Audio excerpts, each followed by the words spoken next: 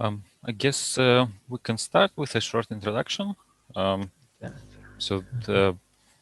Welcome everyone. Thanks for joining our event today. So today we have a second day of our conference, which is about product and process in machine learning. So we have 4 talks today. The first one, which you are about to see, is about building data-intensive teams. Then we have another one after that about dangers of dirty data. Then we'll talk about reasons why a machine learning project can fail. And then we will end today's track by talking about decision optimization. So the first talk today is building data-intensive teams by Elias. Elias is an engineering manager at OLX Group. And yeah, so I think let me start recording it. Okay. Elias, the floor is yours. Cool. Thank you very much. Thanks for having me. First of all, yeah, thanks for creating such space, Alexei. I think it's a great community of people, and if you're not yet part of that, highly recommend joining. And yeah, thanks for having me here today. Super excited to talk about data-intensive teams. My name is Elias, and I'm from OLX Group, as Alexei mentioned. And yeah, let me quickly, like, if I can deal with my presentation. Yes, I can. I can switch slides. That's a great start. Let me quickly introduce OLX Group. It's a huge online marketplace.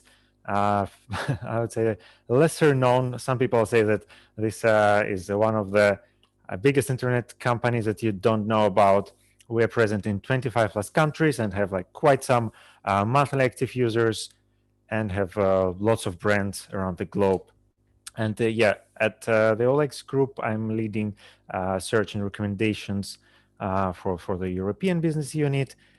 And as you can imagine, these are like 2 parts heavily affected by the data, and we can call them data intensive. And yeah, like in this talk, I'll be focusing on what this means, on our learning through the journey, and how we are thinking about that. But first, let's try to define what is data intensive first. And data intensive applications is actually a term, like I think firstly coined by Martin Kleppmann a couple of years ago. And like this is also a great book, by the way, highly recommended.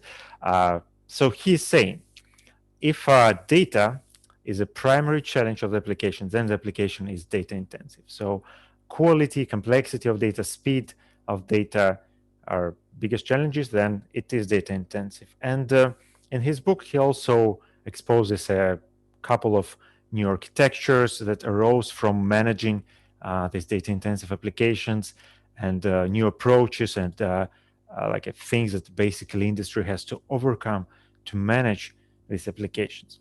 But this is about data intensivity. How about data teams, right? And this is also a common topic. And for example, the data teams book, the author of which was also presenting here a couple of weeks ago, and MLOps concepts that are like floating around there. So let me just loosely define as a data intensive team as a team for whom running these data intensive applications and data products generally like presents the main challenge in their work, and as well as new architectures for these data intensive applications that arose from the Martin Kleppmann book. We are also needing right now to rethink the way we manage data intensive teams, the way we manage products in data intensive teams, the way we develop data applications, basically. And yeah, generally, if you think about that, like why now? Why now is the time to do that? Then I think I have some bad news for you, and I think that it's partially because of our like a ever increasing desire to want more, to consume more, and in this case, it's like to digitally consume things. So we have very high expectations right now. We expect the search engine to, guess what we're gonna type from the first symbol. We expect to talk to our phone and for it to understand us. We expect to be present in a digital space and see other objects in this digital space. And we expect to take a picture and to understand what's on that picture straight away. So, and don't get me wrong, this is all great. I cannot live myself without this kind of applications. However, as a developer, as an engineer, as somebody who is responsible for this application, it introduces a whole new layer of complexity because user expectations are extremely high nowadays. User expectations like are ever growing, and we all need to accommodate for that. We all need to uh, create something that will meet their expectations. That's why I think, yeah, definitely it's not a bad thing, but this is something to consider going forward. And so, what are the problems basically with data products, with developing them? And I think that generally there are two. Like first of them is that you need to invest basically upfront, usually much larger investment to make it upfront rather than with a standard, let's say, non-data products. And then on top of that, you have a higher uncertainty on the return on this investment. And so right now, I'm going to introduce you two concepts and like two actually heroes, not less, for this presentation. And if you need to remember one thing from this, I want you to be remember this one. So please pay attention on this slide. And here we go. An elephant and a chameleon. So an elephant will represent a larger development investment that we need to make, like because it's a large animal, and like as a happy coincidence, elephant also is a symbol of many open source data projects, well, such as Postgres, for example, or Hadoop. And a chameleon will represent our high uncertainty on this return on investment because it can turn out red, it can turn out green, and we want it green, of course. So, and for this, we're going to focus actually on this chameleon first to see how we can influence this uncertainty, how we can reduce basically this uncertainty in our investment. Cool. So off we go to look at the typical development flow for like a standard in the industry before this, smart data applications. And generally it was like, hey, we take an idea, like it might be highest paid person idea or just like generally great idea, but then like we take this idea and we start implementing. We're developing, writing tests, which is good, of course. Like we are writing documentation, which is even better. And yeah, arguably you're doing all these great things. However, you might end up with not something that is not very much successful. And here's a problem: you were doing like right things, right time, and then you ended up with something that is not good. How did that happen? And yeah, the reason is that this kind of typical flow is generally bad for data products, where success doesn't depend on the code or system quality, at least not solely depend on that. And it's hard to predict results from the initial project planning. As well, it's like optimizes for the wrong metric. You're implementing something and then you're releasing it to the users and get the feedback from them only at the end. So this might be wasteful. That's why to overcome that, of course, what do? You go on Twitter. And Twitter is a great place to see that you're not alone. I mean, also other good things happening there, but generally, for example, you see that, okay, Leo is saying like, hey, actually, the scary thing is to spend 6-12 months of like perfecting your product, developing something, but then realizing that actually you're building the wrong thing from the beginning. Also, Tom Chi saying that, hey, actually you can continuously have like, you can have a best system which continuously iterates, like integrates all day long. But then when you test with users only once per 3 months, then actually, yeah, your loop length is 3 months. And you can see like from Dan Lu, it's also like, it's a problem not only for like, let's say, smaller companies. It's also big companies are struggling from that. And You can see he mentions that AWS has smoked Google in such case from hearing about the product from the announcement, and then it was able to implement it faster. Okay, so yeah, we are not alone. Something is happening. We need to solve it. The way we came up to think about that is actually like a very well known in the industry, the practice of rapid prototyping and experimentation. And so, where do we start this flow? To rapid prototype on something, you need to start with hypothesis. Why hypothesis? Just because, for example, if you start with the idea, then it introduces this potential blame on failure, which will say, "Hey, actually, like idea didn't work. It was something not necessarily great." Okay, then you create this potentially blame loop. Like, who wants to develop a bad idea? And another way to call it a user story, for example, it presumes that we know our users, which is like actually quite quite selfish and might be even arrogant at points. So I think that hypothesis is a good name just because it doesn't have certainty in it. It can be right, it can be wrong. It's hypothesis. You start with that, can be right, can be wrong. Very good. So you take your hypothesis and you go off to prototype. Okay, and what do you do with a prototype? How do you develop? And generally, there are of course no guidelines or golden rules how to do that. But I think the most important part is to do it as fast as possible, and then also decompose your hypothesis up to the point where you spend minimum effort to test your assumptions.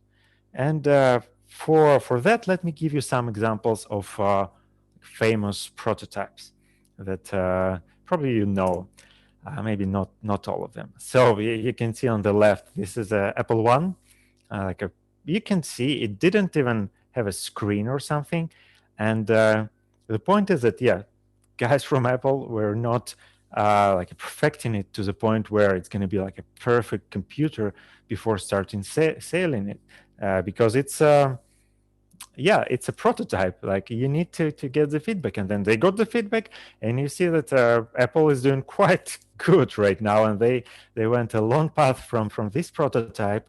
But you can see how it started. All right, and then another famous prototype example is a Google Glass, and you can see like a Larry Page with some I don't know, like roads and tape on them and some sheet protector. And it's like, come on, a netbook. Like, I think that half of the audience have never seen a netbook, but yeah, like, this is a prototype. I see, and also, like, I think that's a great example also because we all know that, for example, Google Glass didn't work well as a project, and generally prototyping doesn't give you like confidence that something will succeed.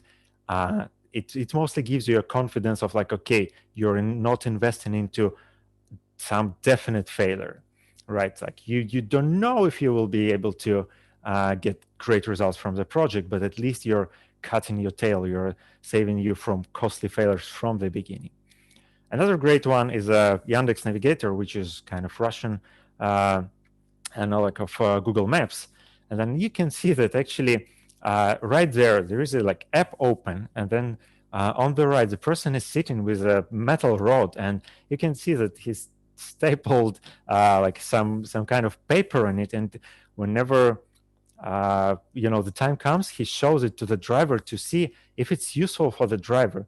So they could have developed differently, right? They have very good programmers. They could have put them to work there and to develop this as a prototype in the application. But why, if you can do it like super cheap and super fast by just jumping into the car and trying to test something straight away? So their idea is to try to get the user feedback straight away. And this brings us to the next point of experimentation, right? Is that you don't develop your prototype just for yourself, for you to have fun.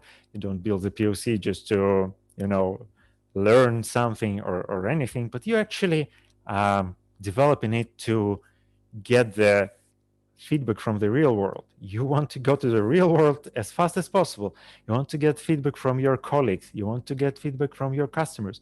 You want to get feedback from random people you meet on the street. I mean, like in post-pandemic world.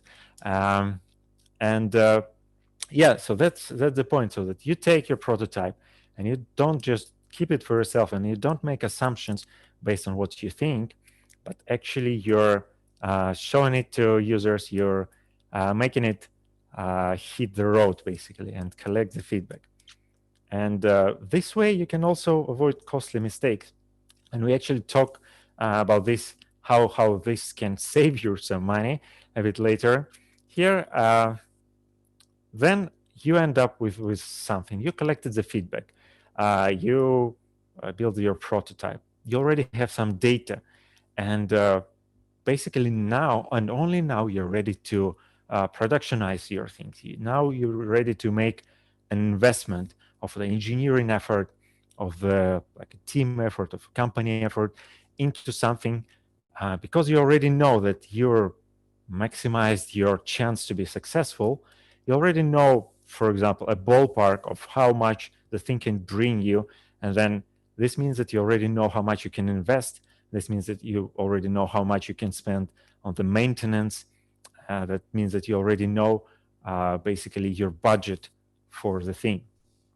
And yeah, generally on each of these steps, you don't need to go the full cycle here, right? You don't need, if you're taking a hypothesis and then start building a prototype, you don't need to go full cycle for the productionization. If you see that actually it fails at some point, if you see that prototype is not successful or experiment didn't bring enough uplift, or you just got bad feedback, and that's great, because this way you just abandon it, or you go back and you adjust your hypothesis, or you just take a new hypothesis, and this way you actually can maximize your time to value. This way you can actually short circuit like this this framework and go to time to value much faster. And if you think about this, each of the following steps is not equal, as a box in a previous slide. It's not equal in effort. It is not equal in cost of implementation. It's much easier to hypothesize than to implement something. It's much easier to make a prototype than to productionize it. It's much cheaper to make an experiment than to develop something full steam on. And that's why your potential savings are actually much higher on each of the steps. So like you actually can earn by failing, like this is a meme of Silicon Valley, that actually they're always looking for founders who failed as much times as possible. But you can see that this can potentially and partially be true, because you earn by failing. Actually, of course, not by failing, but by converging to the working solution faster, so that you're discarding all the ones that have potential flaws in them, and you invest into something that is really, really promising. Cool. So we are doing the Chameleon's recap, and it is like that. We have a constant flow of hypotheses. We always hypothesize. We minimize investment into our first prototype. We never develop something unless we are sure that this can be workable, this can be doable, and this can bring something to our users. And then we collect the feedback from these users, the real feedback. We invest engineering effort into something that has proven its potential and has a possibility to become good. It doesn't mean it will become good, but at least we really, really tried our best to reduce this variance and to make this Chameleon green instead of red. Cool. Now it's a quiz time. Do we have prizes for the quiz, Alexei? I think we can have some. Who remembers the second animal who was that was there? Drum roll. It's an elephant. Cool. So now we're gonna look, by making Chameleon green and happy, now we're gonna look into this beautiful elephant and try to make him happy. Try to make this larger development investment better for us as an organization. Cool. So we just talked about Chameleon. We talked about like making things faster, building things faster, iterating faster, uh, failing faster, basically. Uh, what's wrong with just moving fast? And for this, I'm bringing up on a stage a person who knows a thing or two about moving fast. Actually, I think that Facebook definitely made this as a part of a pop culture of moving fast and breaking things. Uh, However, there is a lesser known fact that actually right now they changed their motto, and I mean not right now, but a couple of years ago. And right now it's not move fast and break things, and it is move fast with stable infrastructure. And so, yeah, like you see, this is a subtle transition. So we still want to move fast, but we want to protect our tail. We want to cut our losses again. And okay, like I get like Facebook, big company, like maybe rules are not applying for all of us.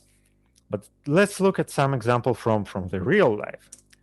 Well, as much as professional football can be real, but I'm bringing Thomas Tuchel to the table to get some wisdom from him, basically. And for those of you who are like not aware who he is, I will tell you straight away.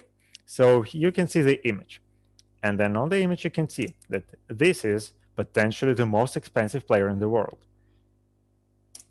And this is Thomas Tuchel. So the person who is not afraid of doing that, I think at least he is worth listening to. And yeah, generally he is a coach. I think right now he is a coach of Chelsea. Before that, he was a coach at Paris Saint-Germain and Borussia Dortmund and other teams. But once I read an article about him, and there I saw the following quote. So basically, he's talking about attack and defense. And about attacking patterns, he's saying that, okay, we show these patterns on video, but we don't practice them much, really. We almost exclusively concentrate on our defensive movement in training. So, and then attack arises from different patterns, different times, against different opponents. And at first, for me, this was like, why would you do that? Like, you have such great offensive players, such great attackers, and like, why do you only practice defensive movements? But then, when I loosely translated this in my head to the language of technology, I got something like that. So that not to be afraid to experiment and attack, meaning exploring new opportunities, you need to have your defense solved. So that meaning you need to solve your infrastructure and ops, so that this builds a foundation from which you can actually go forward and not be afraid to experiment. Okay, so how does this map into what we just talked about in a chameleon elephant case? And then again, I think that we still start with experimentation. We start with prototyping. We start with something that is like a real, in a real world. For example, yeah, it's totally fine with starting your ML journey by building a popularity-based model trained on CSV files that you got from some FTP server, whatever. It might be like a group by query, if you wish, which gets popular items like users or whatever your business is. But you take this one and you don't go forward unless you actually put this as a data product in your production, meaning like unless you exposed it to your users, unless you build like this full cycle already, and then you got the user feedback, and then you're like, oh, actually this is maybe not what I thought, maybe this is not what I'm expecting. But during that phase, you will also discover lots of internal needs. For example, you learn that many components are missing in your system, and you will understand priorities of those. And yeah, you will know what's worth investing and what's your budget. So you'll say like, hey, actually, I got the feedback. I see that potential ROI. If we can make it better, might be X. Then you know that you can spend Y, for example, investing into your platform, into your foundational layer. And that's exactly what you need to do next. For example, when you have this one popularity-based model running, and then it's good, it's bringing some results. think about what would you need to do to run 10 of them, run 10 models smoothly. What would you need to do? Maybe like some smaller like feature store, or maybe some automation layer, like a scheduler, whatever, like automatic data checks, whatever is there, you will see it. And the good part is that you will see it from your like a first own experience, from hands-on experience, from the experience of your team. And generally, it's also good to think about products like that in a 10x way. So this is a 10x. Many people are saying similar things in the industry. So this is like not a magical, statistical, whatever number, but more of empirical. And I'm hearing it from some other folks in the industry as well, that when you're building a system, it should survive a magnitude of scale. Because yeah, also like logically makes sense. If you're building something that can survive 100 times scale, then probably you overinvested from the beginning. On the other hand, if you build something that can survive only like 50% scale, then yeah, maybe you'll need to rewrite too often in the ideal case. So we're thinking about, okay, what do we do to run the 10x system? The beautiful part of that is that actually this is a very, very like a long and time-intensive project. For example, you want to build the first iteration of your feature store or mail platform, and probably it will take 6-12 months. But at the same time, while you're doing that, investing there, you don't need to stop, because you already has built this cycle into your product where you can play with things, you can learn from things, you can iterate on things, and basically make your user experience better at the same time, and learn something on your own. And probably you will learn more that you actually, your requirements that you set in the beginning were not entirely precise, and then maybe you need to change something. And this is great, because this would be the time where you would need to invest again into growing your system, and you'll be ready to do that because you'll again have real requirements, not cargo culting, not something that, for example, you know that, okay, you've heard that Google is doing some ML, okay, and you've heard that they're like having a full-fledged ML platform for that. Does it mean that you need to build ML platform? Well, maybe, but like it's like asking, for the best move on a chessboard. And then like if, I don't know, the Petrosan has made a movie 2e4, then everybody should do the same move. No, it's like everybody's move should depend on the situation on the board, right? Everybody's move should depend on your current situation. And that's the best part of it, that you will have your real feedback. You'll have your feedback from users, you'll have your feedback from engineers, and you can incorporate this into requirements of this longer term investments of the foundational layer.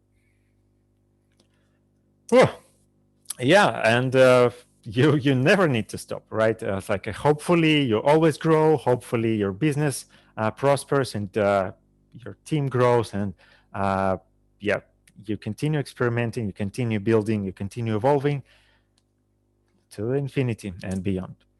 So, elephants recap. So, infrastructure and operations are the most important things for the innovation. And that's like a counterintuitive part, but I think that this is a crucial and important part. That if you want, as Thomas Tuchel is saying, like if you want to have really great attacking play, you fix your defense first. Then you build your system to survive at least an order of magnitude of growth, and then you build systems based on your requirements from the users, from your business, from your developers, not like cargo culting or anything like that. And at this slide, I really want to thank you all for your attention. Basically the idea is to get this two together, to get a chameleon, to get your elephant, put them together, and yeah, basically for data team or any other team, have fun, enjoy the process, learn while you're doing so, and thank you very much. I'm also working on a book called Hypothesize. You can pre-order it here, and I'll be happy to connect with any of you and discuss more questions. Also, we are hiring as a last bit from me, and also we'll be happy to discuss potential opportunities. Thank you very much. thank you. And don't forget to follow Elias on Twitter. Thank you very much. Yeah, thanks a lot. So I just want to remind that if you want to ask a question, there is a link pinned in YouTube chat. So just click on this. It will bring you to Slido, and there you can ask any question. And in the meantime, I do have a couple of questions. So, in Sure. your opinion, at which point a team becomes data intensive? Like, is there a moment when a team is not data intensive and then it is? Or like all teams are data intensive from the Mhm. start? Yeah, I think actually it's like not all the teams are data intensive from the start, right? But there is a very, very subtle point where you have a potential to be data intensive, and then uh, you almost straight away become, because I think that even as I'm mentioning, like even a small group buy on your data and showing some aggregations to users, I think it's already data intensive product where you just don't need to show something as you planned, but actually where what you're showing is based on user action, is based on some other pre-aggregated data. That's why I think that yeah, more and more teams will eventually become data intensive. Mhm. Okay, and so to me, this motto, Facebook's motto, "Move fast, break things," it really resonates with me. So I try to always do that, but often Mm-hmm. I meet resistance from developers. Like they start saying, "Oh, but like it's not solid. There is no Mm-hmm. 95% test coverage. It's not good." And Mm-hmm. like a lot of resistance from shipping something that is not even not perfect, but bad quality. Mm-hmm. And this resistance is very difficult to fight with, because I think this is like some sort of a paradigm shift, right? Mm-hmm. So in your experience, how do you overcome this? Yeah, that's a great question. I think indeed it's happening, and indeed it's happening just because of the shift in the paradigm on how we develop things, on how we think about development in general. Like yeah, what we are doing, for example, we have this like framework of the hypothesized flows that I just showed before, is that, and then like there is this contract and there is this explanation of whenever we are prototyping with something or experimenting with something, we are not developing a real product. It shouldn't have like a full test coverage. It shouldn't have like a like full documentation or things like that, just because we still don't know if that's a worth investment. And this way, like also showing this diagram, it already helps to set the structure and framework in the head. Like, okay, actually, I'm like in a prototyping phase. Okay, I'm not gonna invest too much, and I'm not gonna be like requesting from others to invest too much here, just because I know that we want to test as fast as possible. We still want to learn. However, I think that this is also important point that whenever we go to the last part of productionizing thing, and then when you learn, for example, something works, now we need to make it good.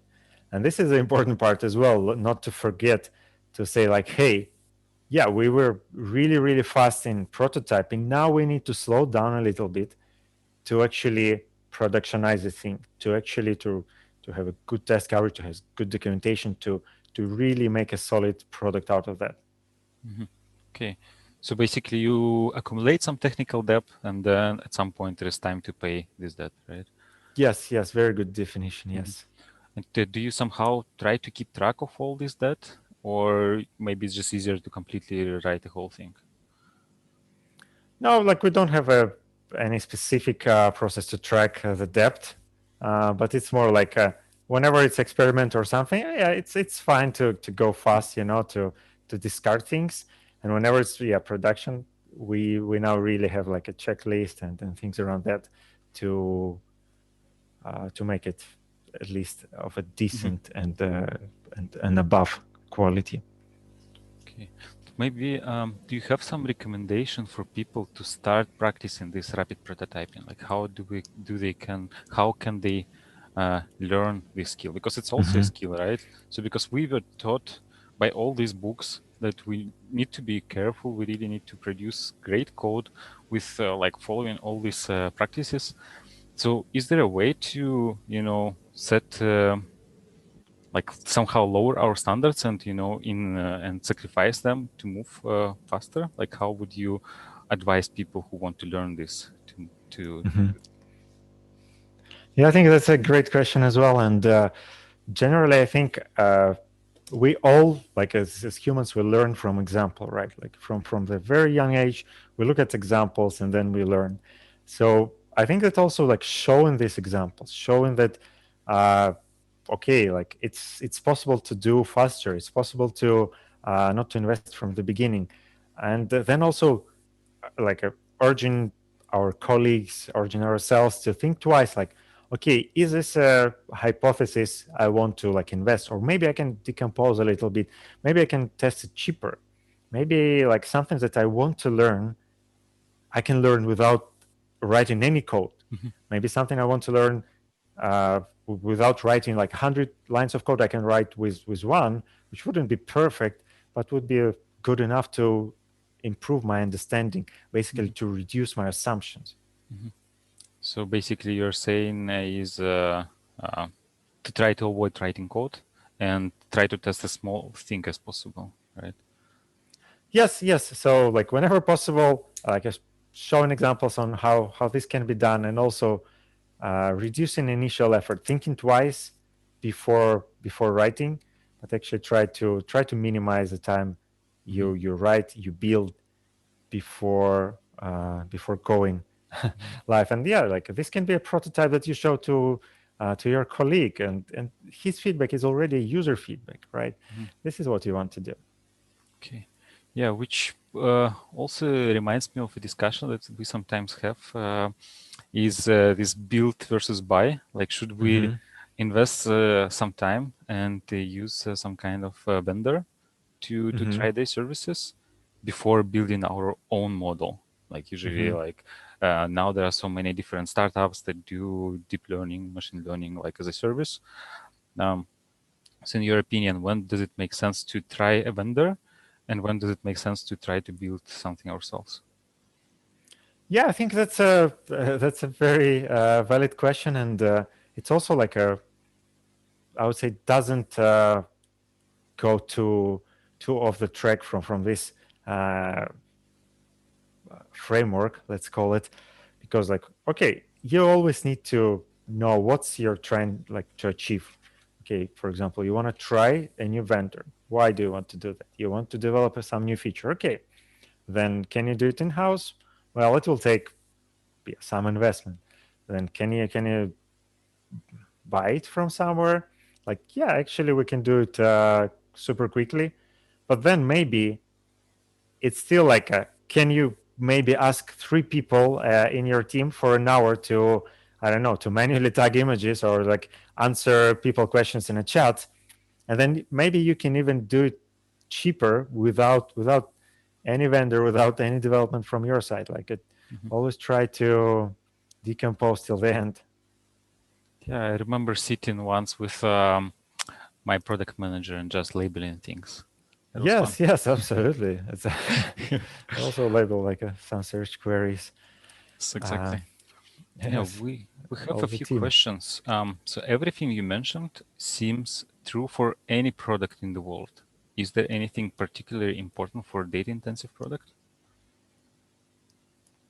Well, I'm not sure if that's actually valid for all the products in the world. I think that, for example, like financial products or like I don't know, insurance or health, they are quite different in this sense. You cannot allow yourself that much. You often, or like a airspace industry, like flying to the moon. It's I think that we are privileged actually in this data intensive world, that we can go like as fast we can yeah, break things, we can experiment there, and this is like potentially has lower impact on users' lives. But yeah, generally this also this impact increases with all the news, with government using face recognition to track people. So the more and the more we go forward, the more we will see basically more restrictive frameworks on our work, and yeah, introducing standards, things around that. But yeah, generally, I think that yeah, my point is that the data products are still where you have potentially ability to play with that. Well, actually, it's not really that true for many industries. Yeah, I was imagining if, let's say, Boeing or some other aircraft manufacturer would decide to run A/B test on their autopilot, right? So Yeah, yeah, they don't do that. yeah, but yeah, I think that they have like a controlled experiment still, but like in a different manner, and their cycle is like very much different from ours. Yeah, actually, two people ask if you can share a link to this to your book from the slides. So how Yeah, can absolutely. I'll share slides. this is on your Alex. website, right? Yes, Eliasnema you can dot. also yeah, you can also go to eliasnema.com, and then there will be a Yes. description of So it there. what I'll do right now is I'll just put this to the chat. Okay. So Agnes is listening right now. So she's Hi, Agnes. okay. I just saw her message in YouTube channel, in YouTube chat. Okay. Many different products share same assumptions. Should hypothesis checking then be done separately from products to prevent doing the same work multiple times? Sorry, like I'm not sure if I understood correctly. So, Okay. So let's uh, let me try to. So mhm. many different products share same assumptions. Um, yeah. So I'm just wondering, what assumption do you have any idea what these assumptions could be? No?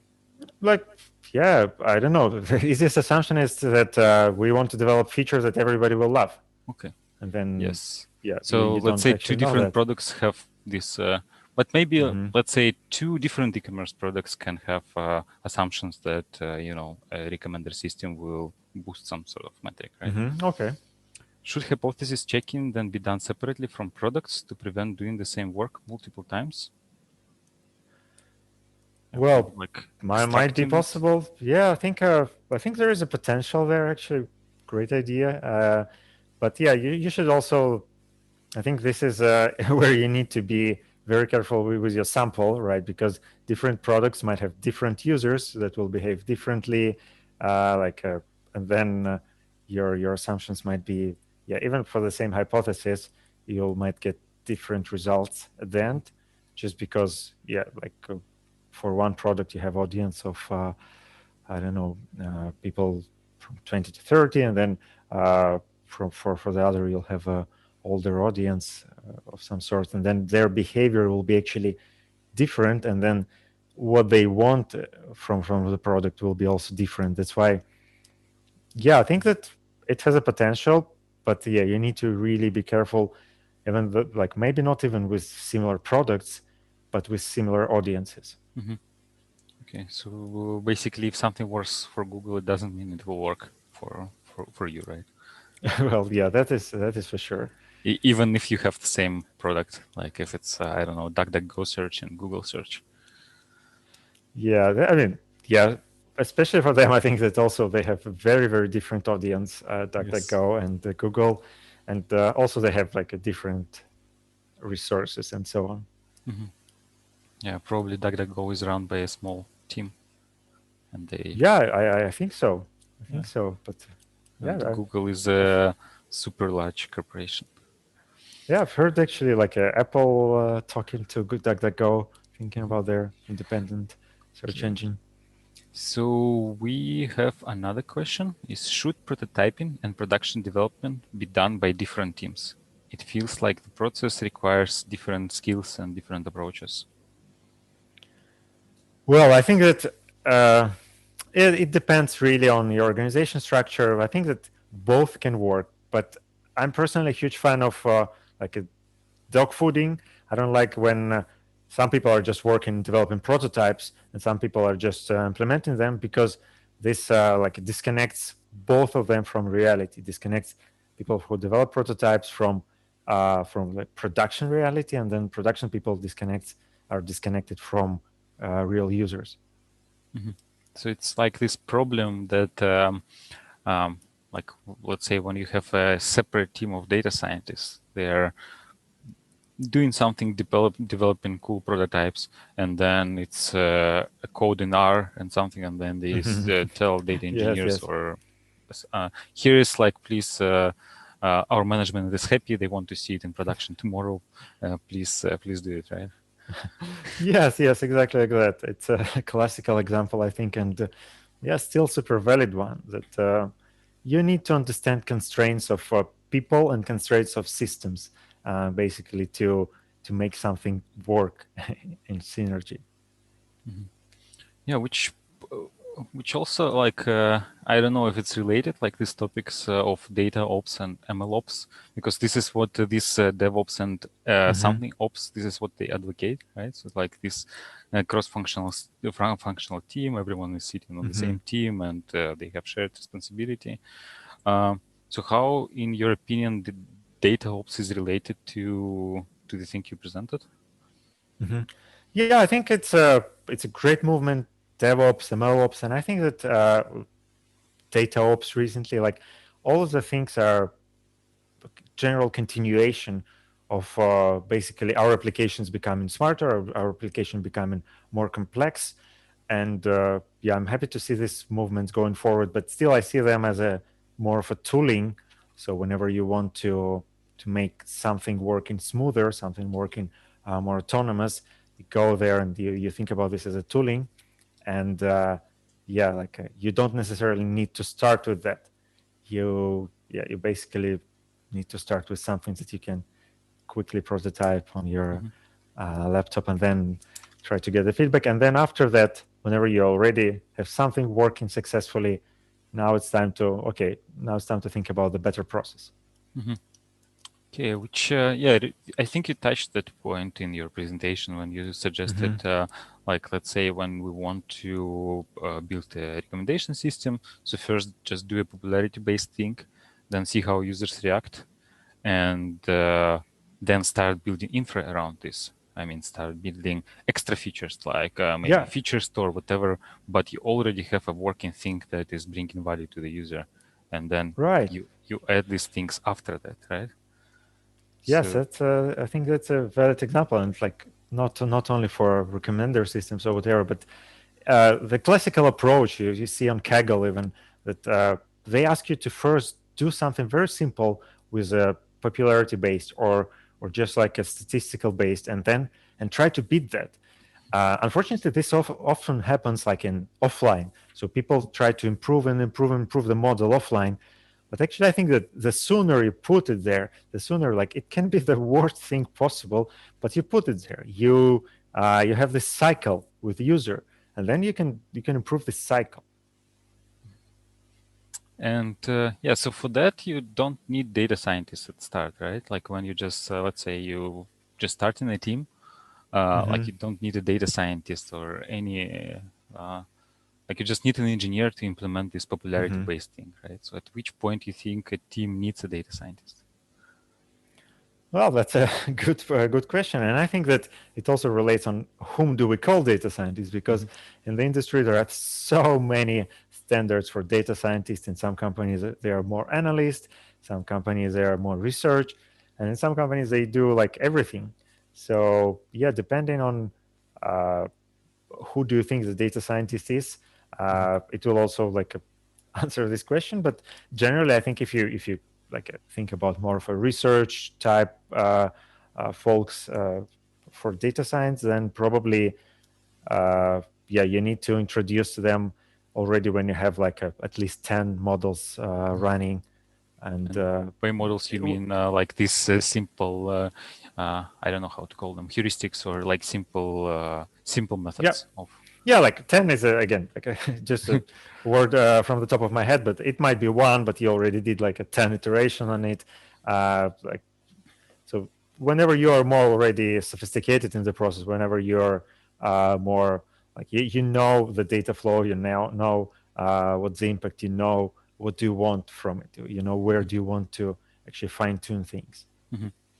And for this case, like when you're just starting a team, who do you need to have in the team to lay the foundation, Hmm. like build this elephant, so then a data Hmm. scientist comes and can be this chameleon and Hmm. experiment. Like, I guess you need an engineer, a product manager, who else? Yeah, it depends, I think, from team to team, but generally, of course, you need to have a very good infrastructure, like system Mhm. engineers or like DevOps. It's also many names, same as data scientist. Then you have like a probably data engineer, like or like a backend engineer who has a strong data background as well, knows about pipelines and things around that. Yeah, also like it might be depending on the team composition, might be one or more like backend slash data engineers. Then I think that you need a person with analytical skills, right? So it might be data scientists already, but then like most of the initial pre-work would be like more like understanding users, running like queries and understanding where do we stand right now, what can we like what are the low-hanging fruits we can pick. Mhm. So I think that this is a like a potential foundation Okay. uh, for the team. So just to summarize and make sure I understood correctly. So first you get an engineer, a data engineer who builds the data infrastructure, then an analyst who can analyze and understand, well, it can be a data scientist, but somebody who performs this analytical, who's doing analytical stuff to see what are the potential, how our product is doing, and only then data scientist comes and starts building machine learning models. Yeah, like something like that. But then again, like this analyst can be a data Yeah, scientist of in some course. companies. Yes, Also, you yes. missed, I think, a system engineer in the beginning. System So that, engineer, yeah, yeah, exactly. yeah, So we together with a data yeah, engineer, yeah. I the think this is important to build this foundational layer Mhm. on which you can further iterate. Okay. Now we have another question. What is your recommendation for startups to start hypothesizing and learning when sometimes we don't have enough traffic to learn from experimentation? Yeah, but that's again like you don't need traffic to experiment. Your buddy sitting right next to you. This is your best user. You like try system on him. Like this is something that, of course, it's great when you have loads of traffic to run experiments. If it's a booking that runs like thousands of experiments simultaneously, uh, but yeah, generally this is not a requirement. You can already get the feedback uh, from just listening to single data points. Of course, it might not be statistically significant, but it will give you a hint of like whether your assumption.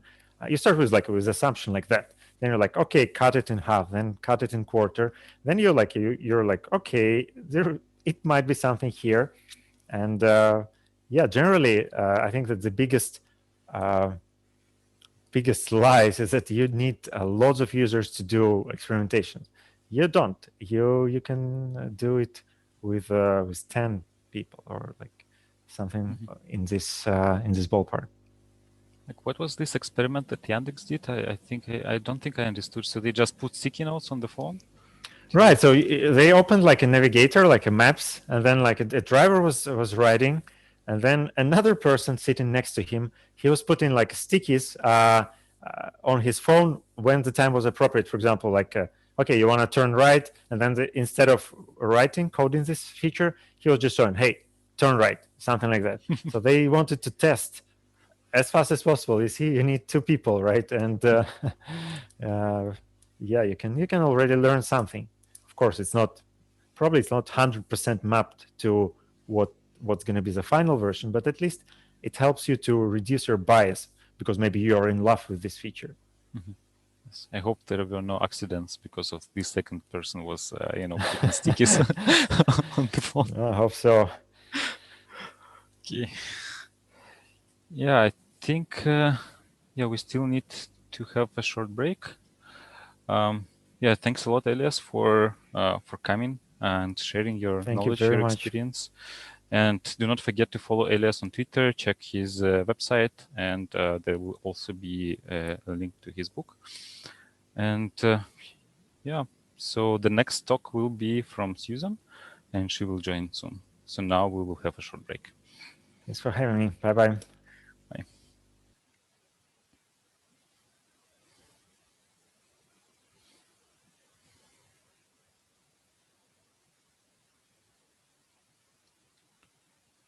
Okay, so we now have 5 minutes.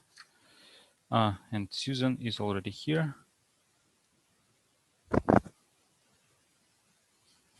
Hello.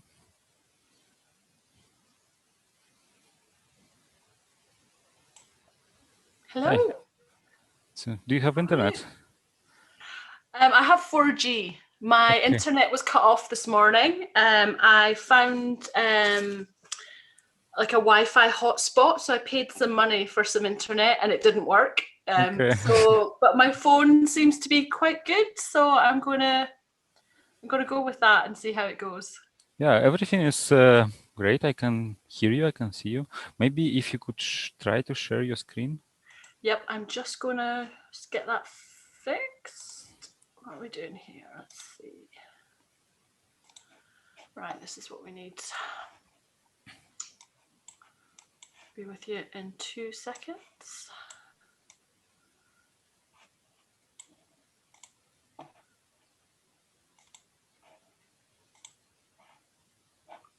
Oh, cool. It works. So now we have a small break, 5 minutes, 4 minutes, and so everything works. So yeah, I'll be back soon. So I just need to make a small break. I was doing too much talking. Yeah, get some water. Yes. Or coffee. Yeah, maybe. Okay, I'll be right back. Okay, I'll turn my camera off as well.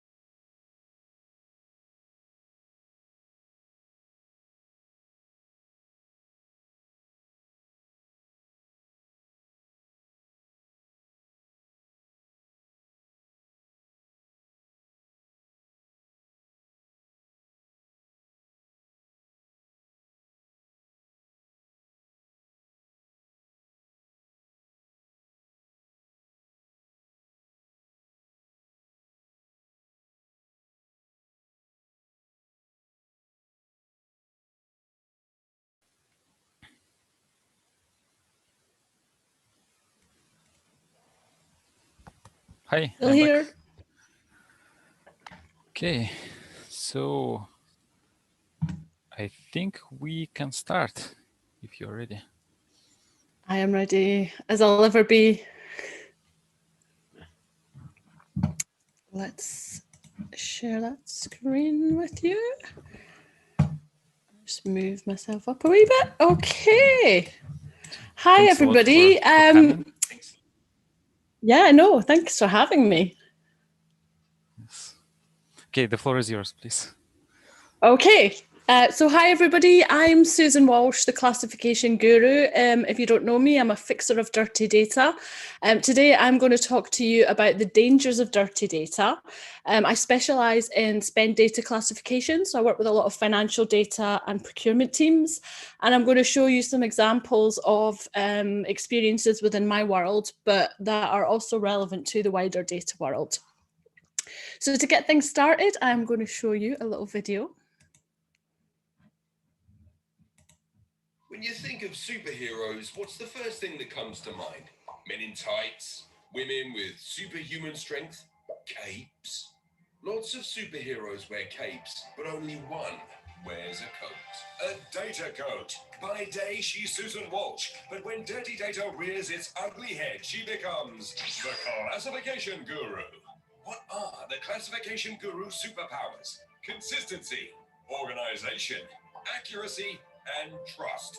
With help from her good friend and trusty sidekick, the Data Whisperer. Hi, Scott. The classification guru wages war against dirty data, fighting her sworn enemies, misclassification, duplicate, and the typonator. It's the classification guru's job to clean up the mean streets of Excel City. That was bang out of order. So, when you're in Excel hell, don't let dirty data get you down. Call the classification guru. When you think of...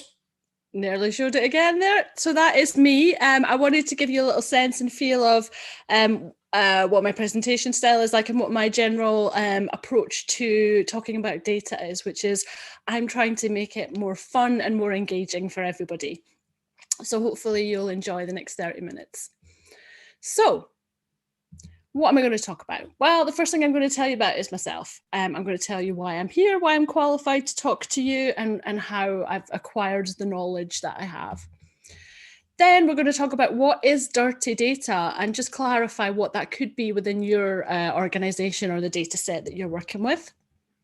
Then we're going to talk about the importance of data quality. So yeah, we all know everyone's got dirty data, but why is it important to tidy it up? And then we're going to talk about the consequences of when it's not tidied up and what can happen. And then finally, I am going to show you how to ensure that you can have your data accuracy. And I'm going to do that by also telling you and showing you how you can spot check your data. And I know that everyone uses a lot of different tools and software these days, so we're going to keep it as basic and simple as possible with a little bit of Excel.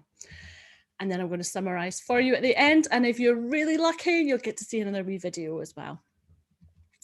So let's start with a little bit about myself. Who am I? Who the hell is the classification guru? Where did I come from? And why am I talking to you today? Well, I didn't start off in procurement or data. In fact, I worked in sales for the first 10 years of my life in my 20s. I did things like telesales, I cold called by foot, I was a national account manager. I did all those things, and I was doing what I thought I should be doing rather than what I enjoyed. And I wasn't really sure what I enjoyed, but I knew that it wasn't that. So I did what everyone does when they're having a career crisis. I opened a shop, it's what everyone does, isn't it? So I had a women's clothes shop. It was a beautiful shop, beautiful clothes, but it absolutely failed because the people of Guildford were very brand snobbish and they preferred to shop and buy known brands. So I had done a lot of market research but failed on that aspect. So at that point, I was really desperate for some work and I was willing to do anything. And I found an ad on Gumtree, which is an online platform, and it was for data entry, data classification work. And I'd never done it before, but I thought, yeah, I'll give it a try. I've worked in business. I think I know what they're spending their money on, so let's try it. And I found that when I went to work for the spend analytics company, I took to it straight away. I loved what I was doing. It didn't feel like work. And I was really quick at it and accurate. So yeah, it was really great. And over the course of 5 years at that company, I helped to grow a team. I had 14 people that I was managing at the end. So, you know, I've trained people. I know how hard it is to get everybody to work to the same standards. It's, you know, classification itself is very subjective. So, you know, you can have more than one right answer. So from that came the classification guru. And I called it that name because I think that I am pretty much an expert in the spend data classification world, and I challenge anyone to beat me on that. So that's a little bit about my history. The things that I'm going to talk to you today are things that I come up with on a day-to-day basis within data. I see it all the time. You're going to nod your head in agreement with a lot of things I'm going to tell you, because you will see it all the time too. And hopefully I'm going to share with you some tips and some knowledge to help improve that situation. So let's get down to the nitty-gritty. What is dirty data? Well, you know, it's not just one thing. It can be a number of different things. So first of all, it can be things like misspelled words. So I work a lot with travel data. The number of times I see things like mileage or travel misspelled is unbelievable. Or even things like maintenance services and screws, nuts and bolts. I mean, you don't think that that's something that could be misspelled, but trust me, it can be. So we've got things like that going on. We've also got things like incorrect descriptions. So what if someone has input the wrong information into a column, or it's a bad merge where you've pulled something through and the VLOOKUP has gone wrong? This can be really catastrophic depending on the area that you're working in, and or it could look incorrect but actually is referring to something, and I'll show you an example of what I mean by that shortly. Then we've got things like missing product codes or codes for any kind of, you know, supplier codes, things like that. It happens a lot, or you know, someone just adds something quickly. They don't really think about the consequences of not adding a code, and then it causes duplicates, multiple versions of the same item, maybe named slightly differently. I'm sure you know what I'm talking about there. As well as things like data in the wrong columns. So especially with addresses, you know, you've got your city and your postcode column, or your postcode in the town column, or you've got the whole address in one cell, but then in the next line the address is split over 3 columns. It can be really messy, really unstructured, really untidy. You know, half of it could have commas to separate the address and half might not. So it can be really unstandardized and messy. And then something that can cause quite a big problem is no standard units of measure. So over in Europe, you know, we're spelling litres, R-E-S at the end, but it's E-R-S in the US. So have you got litre or litres? Have you got the singular or the plural version? Or maybe you've abbreviated it to LTR or LTRS, or maybe you've shortened it down to just L. And then things like, have you got 2 litres or 2 space litres or without a space? All those things can end up with multiple versions of the same items within a data file. So it's really good to agree how you're going to approach that situation. And then you can have things like currency issues. So I quite often work with multiple countries. I'm quite fortunate that a lot of the time my clients give me the currency conversions, but when they don't, it can be really tricky. So you have to just be aware of those issues as well. And then formatting. So this can be a real problem, even for things like VLOOKUPs. I have found so many times in Excel, and I'm not the biggest fan, I have to say, that I have the perfect VLOOKUP and it doesn't work. And all I need to do is change the column from general to text back to general, and lo and behold, it works again. I don't even know why that happens, but it happens quite a lot to me. Dates are another problem. Are we talking about UK European dates, or is it the US version? So you really need to know where your data is coming from. So that's why context is really important. You should never really look at a single column or a single row on its own. You should look at the data as a whole to get the full picture of what's going on.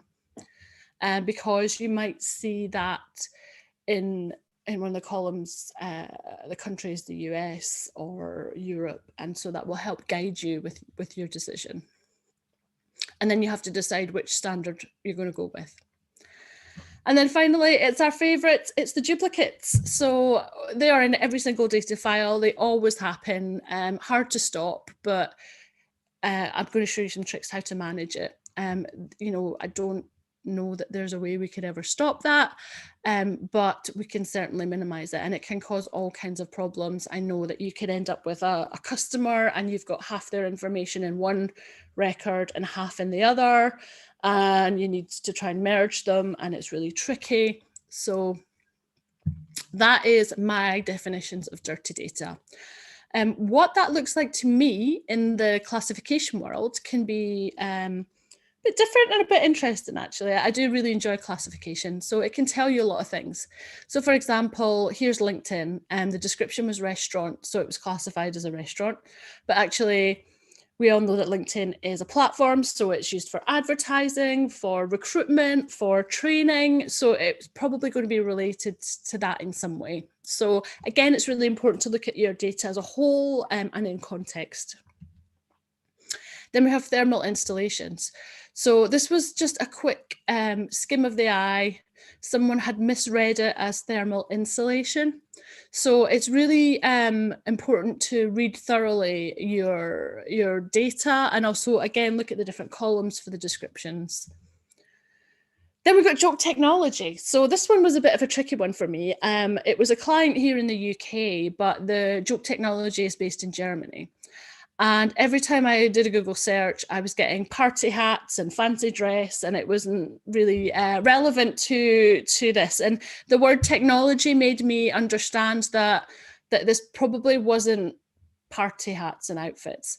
So I did a Google search with Joke Technology Germany, and then found that it was actually a manufacturing components and supply company. So again, it's in my job, there's a lot of kind of investigative work and a bit of digging, and so yeah, it's really I find it really enjoyable. And then here's my favorite.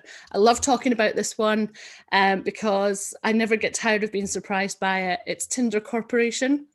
So not the Tinder Corporation, swipe left or right. It's an IT services company based in the UK. And this serves as a really good purpose to show that you should never just assume that you know what something is in the data set. Always check, you know, and check again context, look at other columns. Does the data line up with what it's saying? And in this case, it didn't. So, you know, the description was additional data cabling. So that gave me a huge hint that it wasn't the Tinder. The other thing was my client was a charity. So I knew that there's no way that they would be buying services from Tinder, not even for advertising. So that's some examples. And, you know, it's really easy for me to sit here and show you line by line, you know, oh, look what's wrong. But when you're looking at a massive data set and it's just rows and rows and rows and rows, it's really hard to spot these things. So I'm going to show you some tips and tricks towards the end of this session as to how you can check your own data for these things. So if you are classifying data or something related, how can you manage this to improve the quality of the data? Well, the first thing is you really do have to look at the supplier name, the vendor name, and any descriptions, GL codes. I would warn you that with GL codes, they come from finance and they can be pretty unreliable. So I would always just be cautious with those.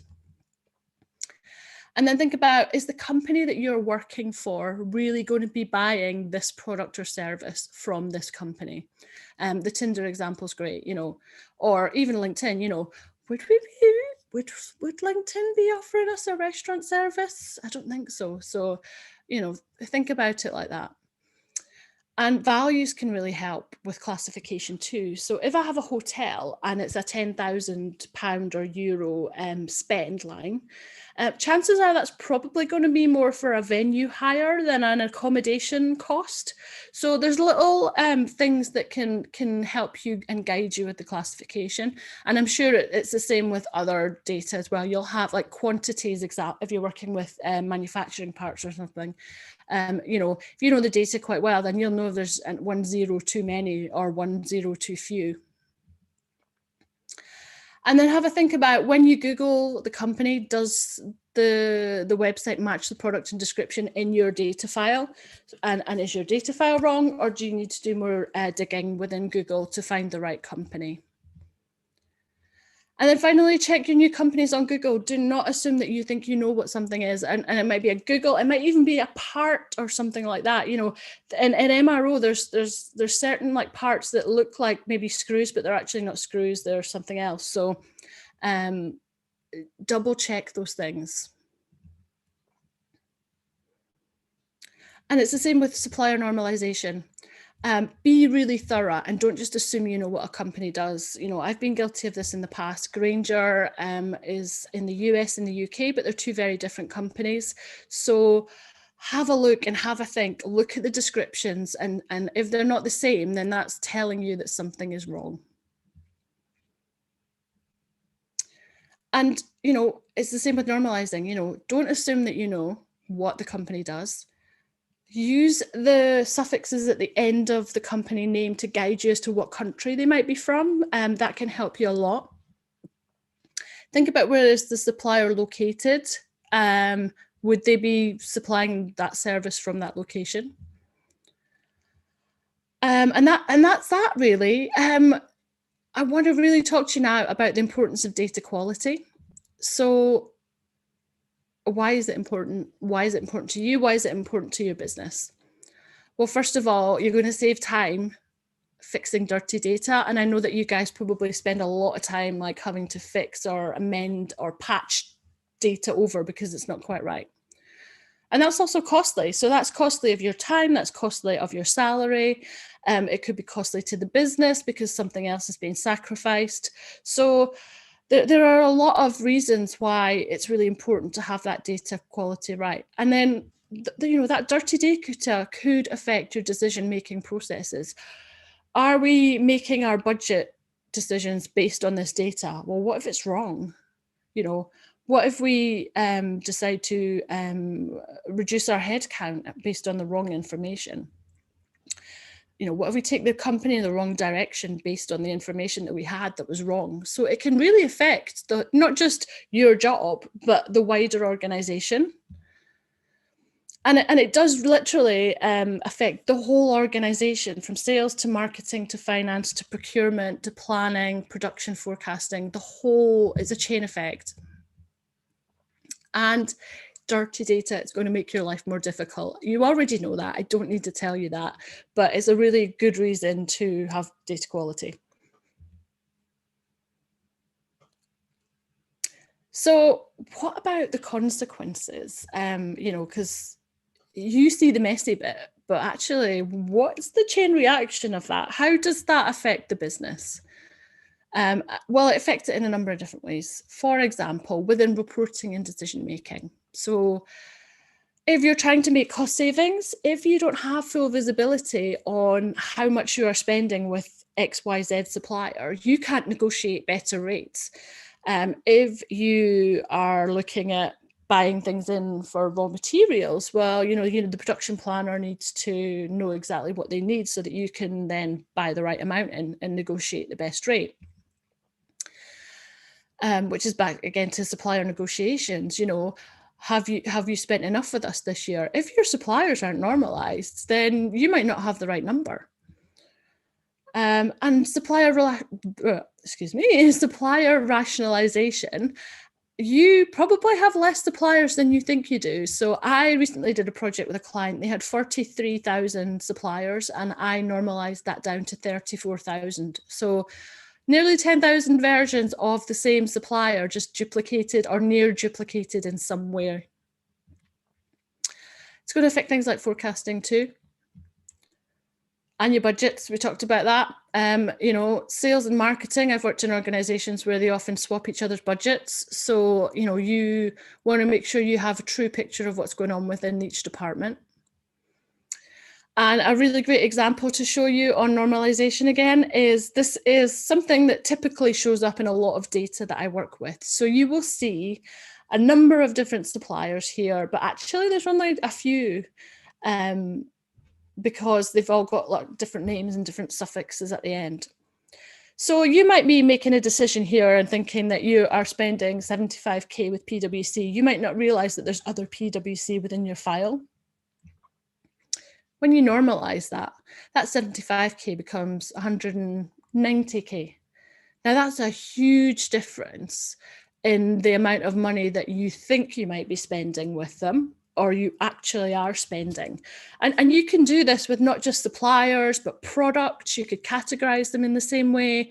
There's a number of different ways you can use categorization to show this kind of information, which can really bring a lot of truth to your data.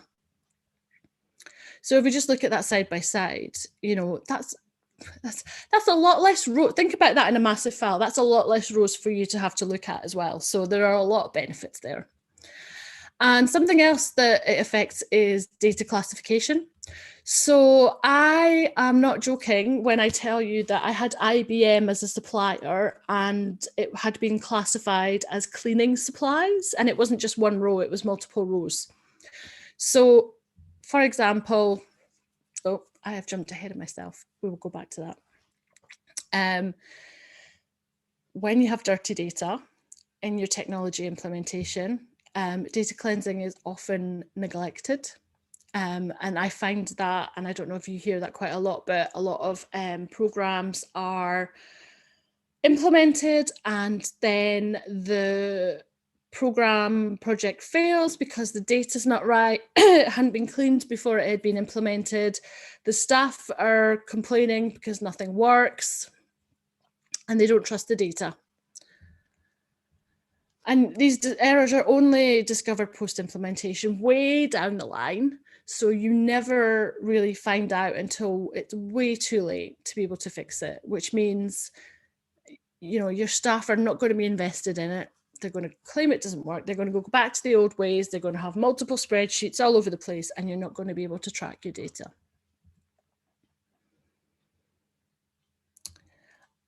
And it's going to cost you a lot of money to fix because you're probably going to have to unpick a lot of what you've done and redo the work. So you may have had to invest a little bit of money at the beginning of a project to clean your data, but it would have been a lot less than the cost that it's going to be to have to fix it afterwards.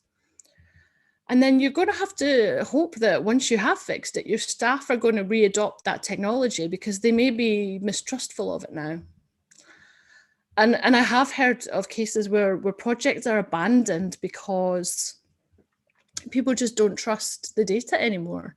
And that can cost millions of pounds or dollars or euros that are just lost.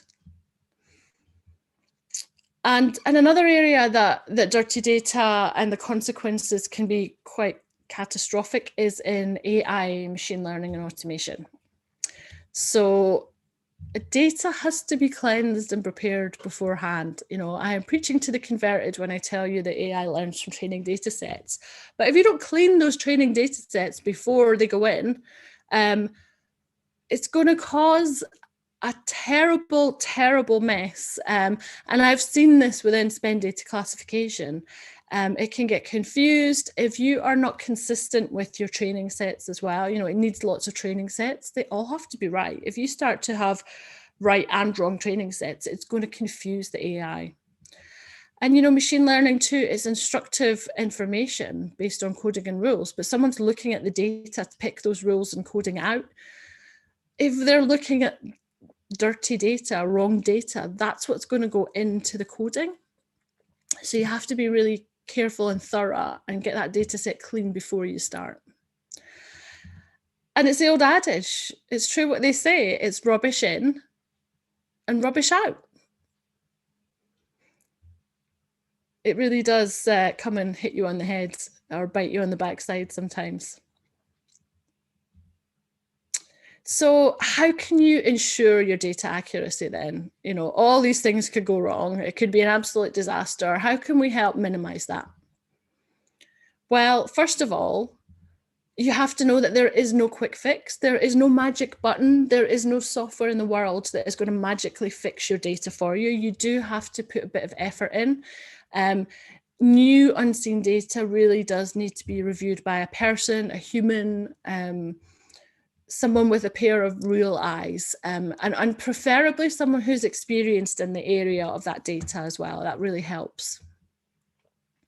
And you have to get the whole organization involved, because most of the data problems come at the point of data entry. And it's quite often not a data person that's inputting that information. It's the receptionist, or it's someone in planning or forecasting. So getting them involved and getting them to understand that they're responsible for the data too, and that by them not doing their job properly, their friend in another department could spend 2 hours trying to fix something, means that you are more likely for people to be a bit more careful when they're actually inputting the data. And those common terms and standards. So, what is a customer? What is a supplier? Because in different departments within an organization, that could be different things. So have really clearly defined terms and standards, and your units of measure again. How are you going to record those and make sure everyone's doing it? And then we haven't touched on this yet, but it is so important to maintain your data. You can't just fix it and leave it. Otherwise, I'm going to be back in a year to tell you that your data is a mess again, and it's going to cost you to fix it. You have to look at it regularly. Depending on the size of the data that you're dealing with, I would recommend monthly or quarterly.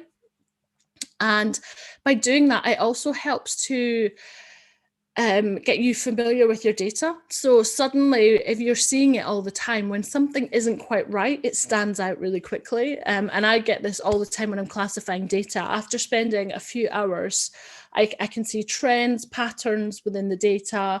And when something isn't quite right, like a value, say, it really stands out. And then finally, spot check regularly. So just because it's being classified and is right at the point of classification doesn't mean it's going to be right in 2-3 months' time. People accidentally delete things. People cut and paste things. People overwrite things. People have their own opinion about what things should be. So it's really good to just go back, not necessarily often, but occasionally, and just do spot checks on your data to make sure everything's looking okay. And I'll give you some tips on that in a bit as well. So the best way that I can tell you to make sure that you get some really great data accuracy is by making sure your data has its coat on. And what I mean by that is it should be consistent. So again, it's those standard terms, units of measure, all those agreed things. You have to make sure that everybody's working to the same method. And in classification, I always say, because there's more than one right answer, it's better to have everything consistently the same, because even if it's consistently wrong, it's so easy to block change something if it's all the same, rather than having mixed classifications. So it just makes your life easier. Then it really needs to be organized. So think about a wardrobe, and you've got lots of clothes in there, and you want something, but you can't find it because it's in the back. If you had your wardrobe organized neatly by different types of clothes, you could just go in, pull it out, and get what you need. Data is very much the same. So, categorize it by country, by region, by division, by business owner, by department, like sales, marketing, finance, etc. And then you can just pull out the bits of data that you need much faster than if you have just a whole big sheet and you don't know where to start. And of course, it has to be accurate. But accurate data, I mean, realistically, there is no such thing as 100% accurate data, unless, or there is, but it's only like that for a minute or two, and then people get their hands on it and it starts to fall apart. So you have to get it as accurate as possible. And for some businesses, I've heard the terms fit for purpose. So you have to decide what is accurate to you, and work with that. And once you have those three things, you then have trustworthy data. So that means you can make better business decisions. You know that the decisions you're making are the right ones for your team, for your business, for your budgets. And it's going to make you have a more efficient business. So I did tell you that I was going to talk to you about some cheeky spot checks. I am going to show you in Excel. I'm going to tell you now, it's not the easiest way to do it, but it is possible. So this is a data classification example. I have set up a pivot table with the supplier name and the different levels of classification. What I need to do is the table doesn't look great, so I need to set it up in a tabular form so that it's supplier name and then descriptions. You could have product code and descriptions. It would work in the same way. And then you can't see it because it's kind of zoomed out, but this specific supplier is a catering supplier, but they have some transport information there that has been classified. So I can see straight away that that doesn't look right. So what I can do is, rather than flip back and forward with my tabs, I like to click on a new window, select arrange all, and then depending on the type of data, either have it vertically or horizontally. And then you can have your two data sets, pivot table in one and your raw data in the other. You can start to scroll down the different suppliers or whatever it is you're looking at, and then start to fix that information in the raw data. And once you do that, you can then go back to your pivot table and refresh the pivot table, which means you're not consistently going over all the same wrong data again and again and again. So, you know, in theory, that list should get smaller and smaller and smaller. Or hopefully you don't have that many things that are wrong, so then you wouldn't have a problem. So that's like a really quick and easy way to do some spot checks in your data. Like I say, you know, it could be that you have multiple descriptions against one product code or SKU, so that would show up in the pivot. Or it could be, I don't know, something is assigned to sales and marketing that is for finance and it shows up in the pivot. So that's basically a really quick way of just spot checking your data. You know, you can do things like search for keywords like hotels, taxis, and make sure that things are classified as hotels and taxis. I mean, if they're wrong, then that's a really big flag that your whole data set is needing looked at. Because it's Excel, it doesn't necessarily handle big data an awfully well. So if you do have a lot of data and you don't have other tools, you could take like a supplier out, paste it into a new separate Excel sheet. You could do your pivot just on that supplier using exactly the same methods, and you would then be able to look through.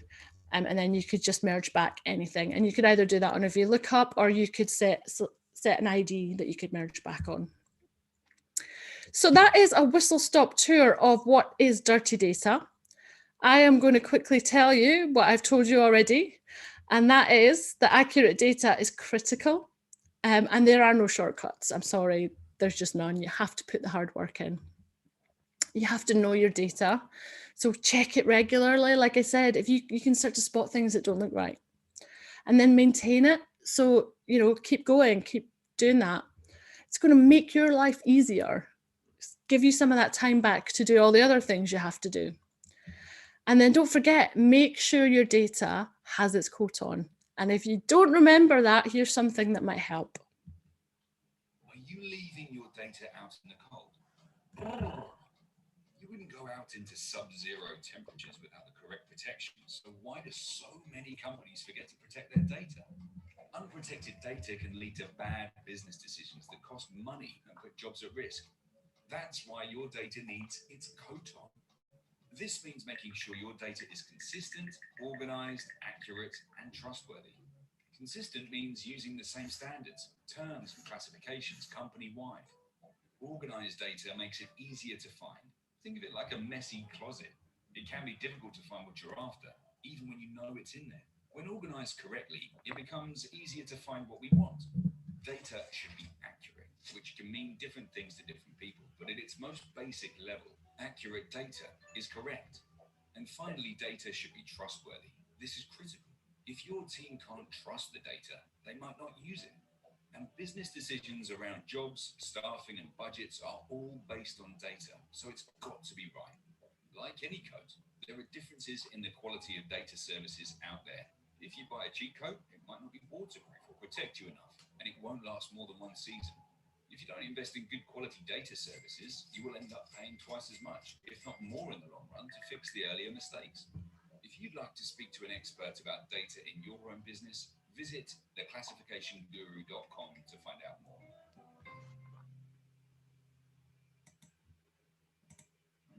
So that is me. Here are the different ways that you can get in touch with me. I tend to be on LinkedIn the most. I'm more than happy to connect with you. I hope that's been of interest to you, and I'm looking forward to hearing if there's any questions. Thanks very much.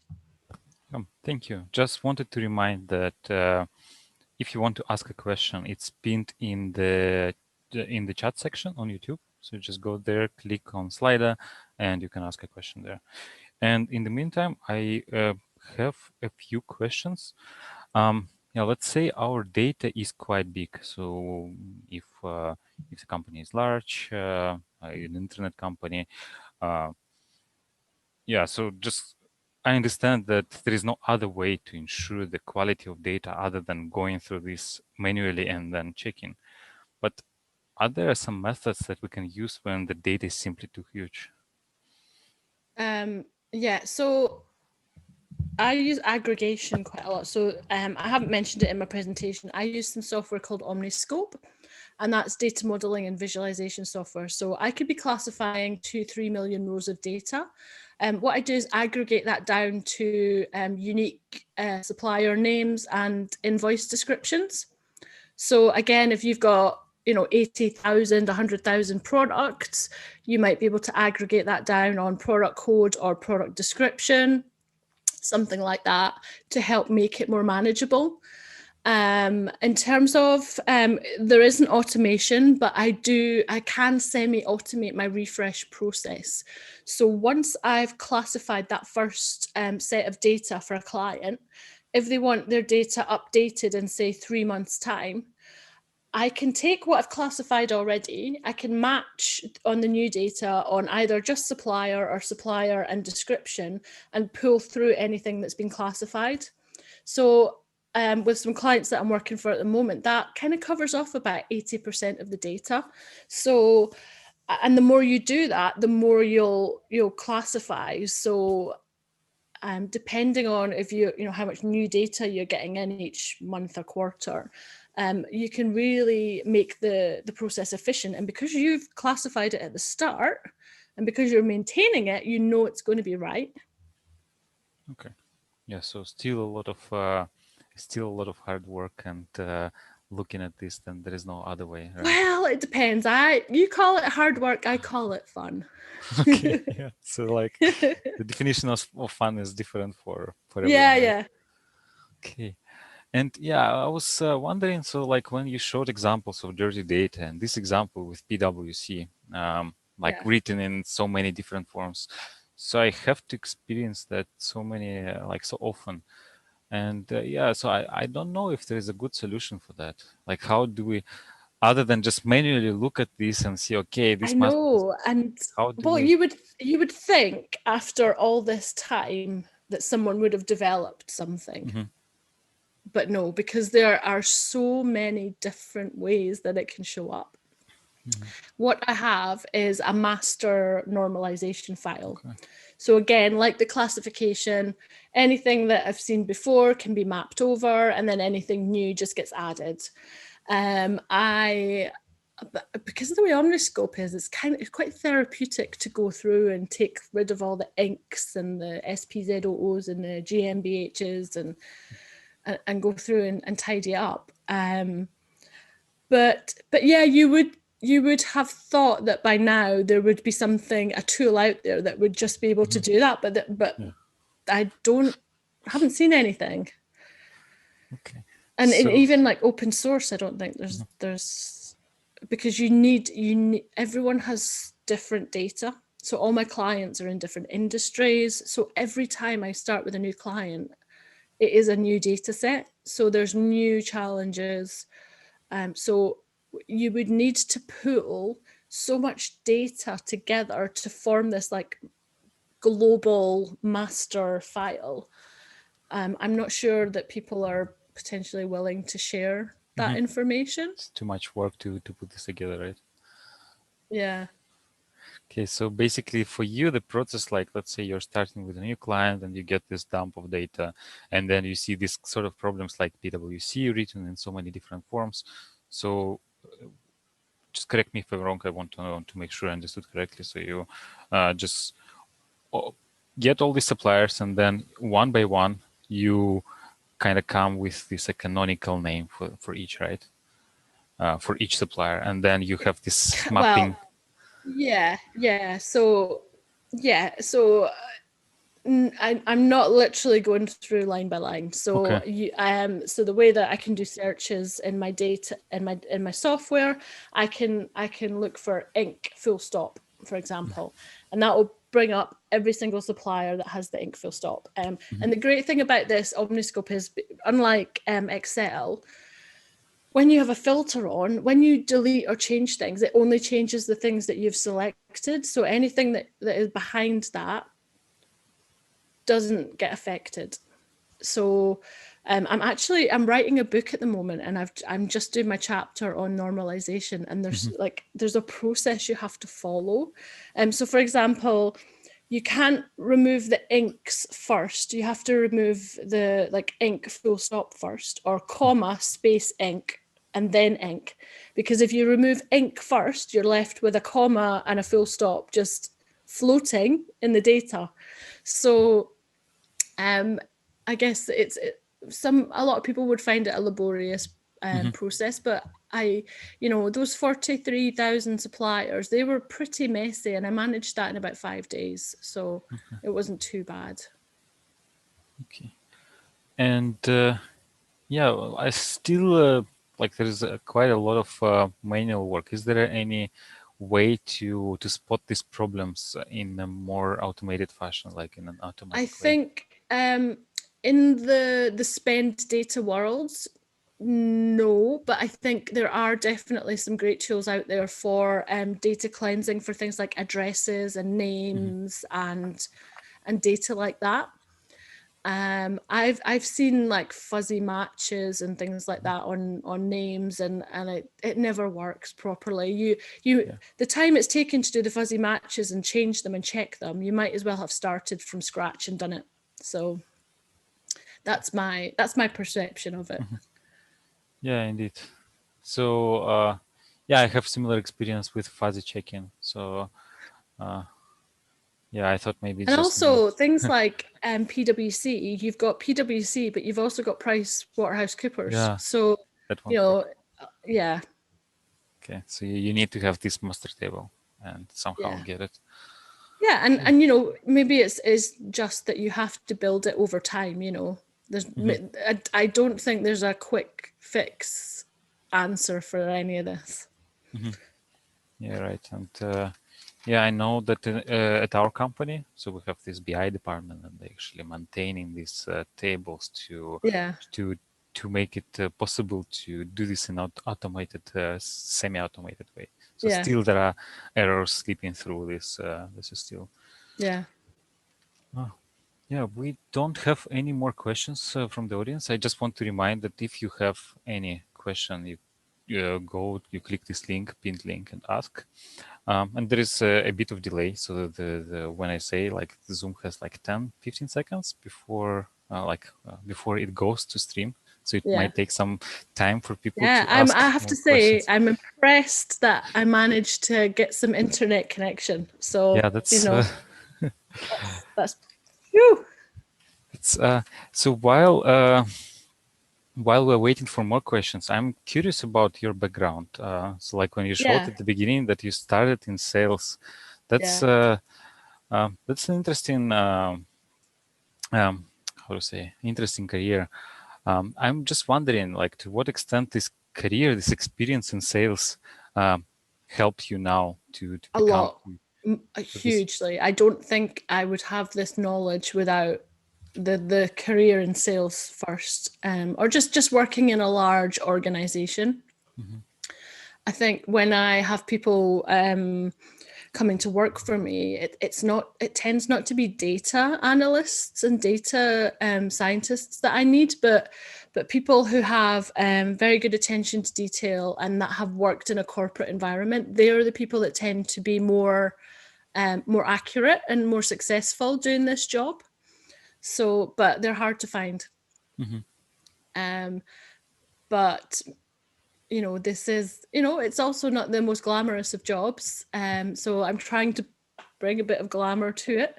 with my data den. So yeah, it's, you know, we're kind of like the bin people, the bin rubbish collectors of the data world. You know, it's everyone needs their rubbish collected. Nobody wants to do that job, but if we didn't have those rubbish collectors, society would fall apart probably.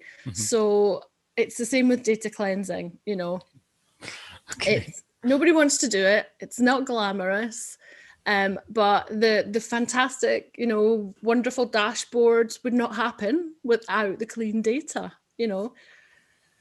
The machine learning, the algorithms, that wouldn't happen without clean data. Well, they do happen, but the output wouldn't happen without clean data. So, you know, it's so important. Yeah, we have an interesting question. So, what does your day-to-day look like? Oh, wow. I have, so I've actually, it's so varied that I have a tool called Manic Time now that literally tracks everything I do, because in a 5-minute space, I could be on LinkedIn, I could be responding to an email, I could be classifying data. So in a day, I can be doing a talk or a podcast. You know, I've done both this week. I've done 2 talks and a podcast this week. I've created content for my different channels. I have I'm writing the book, so I'm trying to do some of that. I also have projects to run, and I've got a team that are working on projects too. So not only am I doing that, but I have to check their data to make sure that when, you know, that it's been classified correctly. So there's so much, but I love the variety. It's every day is different. And also I'm actually moving a house tomorrow, so there's been a lot of packing involved at the moment as well. Outside of this little space, there is literally, it's just boxes everywhere. Okay, that's something we don't see, right? Yeah, but you don't get to a see nice the background. Yeah. So how was the? I didn't catch the name of the tool. Do you say Manic Time? Oh, it's so the productivity time tracking tool is Manic Time. So it basically just watches what you do on your laptop, and then it just sees everything. Like if we're on a Zoom now, when it lists it later, it'll have taken a screenshot of us talking, so I can remember whose Zoom I was on. Oh wow, that's is it free? Yeah, there's a free version. I've got the paid version, but there's also a free one. That sounds very... But for me, it's perfect. Okay, I should give it a try. Yeah. So we, in the meantime, got 4 new questions. So you said that all team members should be involved in data cleaning and reviewing. Wouldn't it bring even more mess? Not so much that they're involved in the cleaning, but well, they should be involved in data quality. So they should be putting in better quality data at the point of entry. That should save time. If it's done properly and you engage people and train them, then it should save time. Okay, so you basically have to establish a certain process, like a certain playbook, and then it works well. Yeah. Okay. So then there is a question, if it's possible to get your slides. I assume the answer is yes. Yeah, I can share them. Yeah, I'm not happy to do that. Yeah, and then it's a very large file. So I'll maybe take the videos out. But you can watch the videos on my YouTube channel, so that's fine. Yeah, so we will just put the links to the description. Okay. Do you have any suggestions on how to do data cleaning in our organization? Carlotta is asking. What? Do you know what her organization is? No. Okay, Carla, I probably do have a suggestion, but if you want to get in touch, I'll be happy to have a chat with you and see what challenges you might have. Okay, yeah, so I'm not sure if you said this already, because I arrived here a bit late. Which tools do you usually use? Yeah, so it's called Omniscope from Visokio. So it's Visokio, visokio.com. I can share a link. That's fine. And there are two versions. There's a desktop-based version, and then there's a cloud-based version. So there's Classic and Evo. Classic I use for all my classification work, and Evo I use for all my visualization and modeling work. So, yeah, they're both really helpful. Like Excel? Do you also use Excel? No. Sorry, I lost you there for a minute. No, I was just asking if you also use Excel to do this You know kind of what? stuff. So I think we over-engineer things sometimes. So yeah, I do use Excel. Sometimes putting some data in Excel and doing text to columns or something like that is the easiest thing to do. You know, we don't always need a formula and a big script, you know, to do something really simple. You know, sometimes a search and replace to get rid of commas is fine. You know, we don't always have to be, you know, doing fancy things. So yeah, I do. But it is so dangerous working with Excel because you can lose data, it can freeze, it can crash. You can, if you've got filters on and you start cutting and pasting things, then it ends up all over the place. So you have to be really careful. I mean, one of the great things about Omniscope is I can read only on specific columns. So I can edit these ones and freeze these ones. So if I accidentally paste, it won't let me. So it's really helpful. Okay, so it's like I have never used this tool or seen it. It's like Excel on steroids, or that's what I call it. Yeah, okay. that's exactly what I call it. Okay, It is. yeah, I use Google spreadsheets, Google Sheets. There, it's also like it's not as powerful as Excel, but Yeah. like for many things, when like I work as a data scientist, and yeah, of course I can use pandas. I think the most Python. important thing is not the tool you use, it's the tool that's right for you. Yeah. So, you know, you could be the best data scientist in the world, but if you don't work well in Excel, there's no, you know, work in Google Sheets instead, you know. It's not, yeah, don't be pressured into using the tool that someone, you know, use the tool that works for you. And Excel is great for simple tasks, like you said. Like you don't always need Yeah. to, go through all this complexity. You just open Excel and do simple like search and replace. Yeah. Okay, we do not Yeah. have any more questions, which means I Okay. can set you free now. Woo!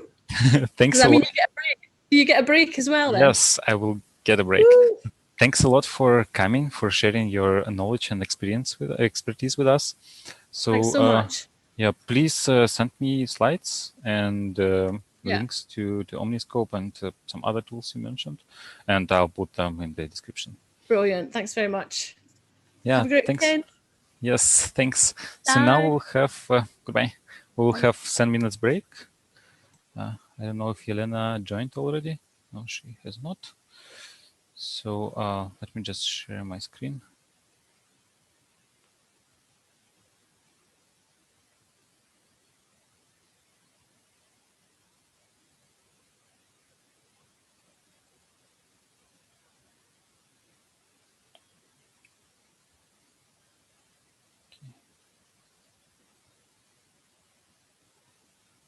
Okay, it seems I cannot share my screen, but anyways, so we have 7 minutes break, and as soon as Lena joins, yeah, in 7 minutes we will continue.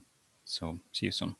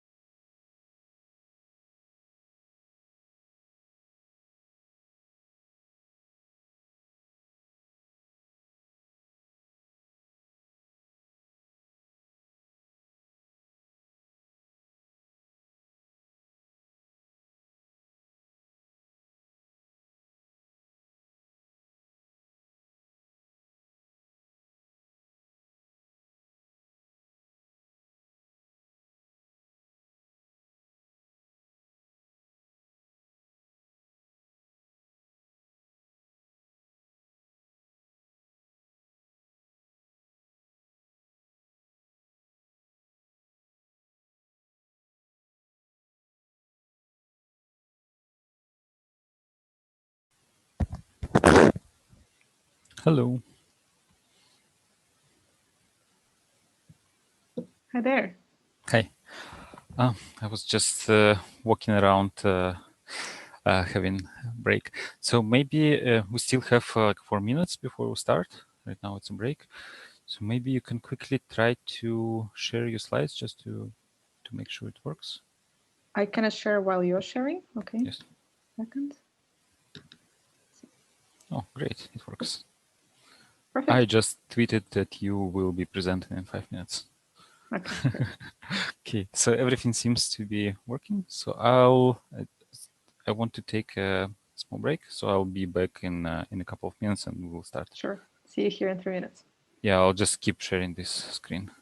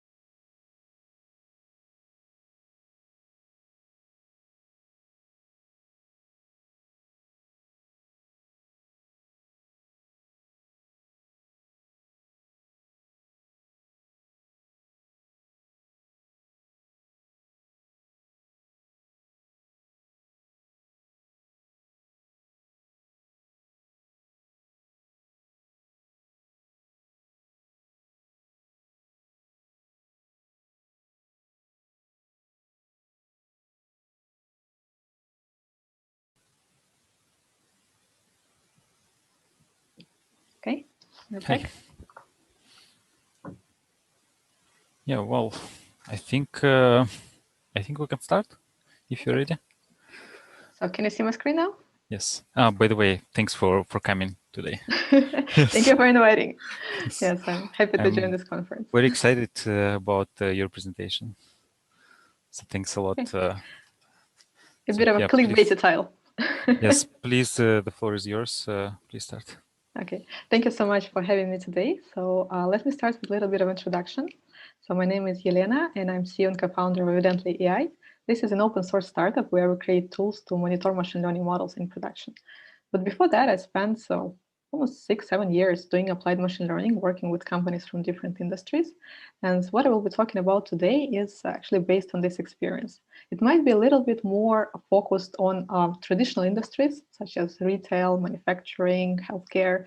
So you think like all the legacy industries, than tech and online companies, but I think it might be useful for all of us. So today I'm going to talk about the different ways and flavors how your machine learning project can actually fail. We have probably all seen this number, and I know it has been criticized recently by MLOps community because everyone keeps quoting it. But even so, we've anecdotally, like from our own experience, most of us would agree that we have all seen projects where it was started with an intention to be deployed, but somehow it didn't end up being deployed or being used. So the current amendment is about 50%. So let's settle on that. But I guess the actual number is not really relevant because we don't even know what is an actual project, what is an actual model, how we count this, what do we call deployed. But let's agree that not every project actually gets there till the very end. And I would say this varies by the industry. So just like I mentioned in the very beginning, probably if you're looking at tech and online companies, they have more mature infrastructure and they usually work with machine learning features. So already they have an existing IT product and you're adding some features, maybe personalization, maybe recommendation on top of it. And you have some problems there as well, but it's a little bit easier, at least at the point of defining what actually you're going to do. And when you look at more traditional companies, such as manufacturing, retail, telco, and so on, very often you just start with the question, what exactly are we doing? Because you're trying to add machine learning to existing business processes, to existing companies, structures, and you're just trying from the very beginning just to figure out what exactly you're doing. And of course, there are like more things that can fail here when you just start with the scoping at the very beginning.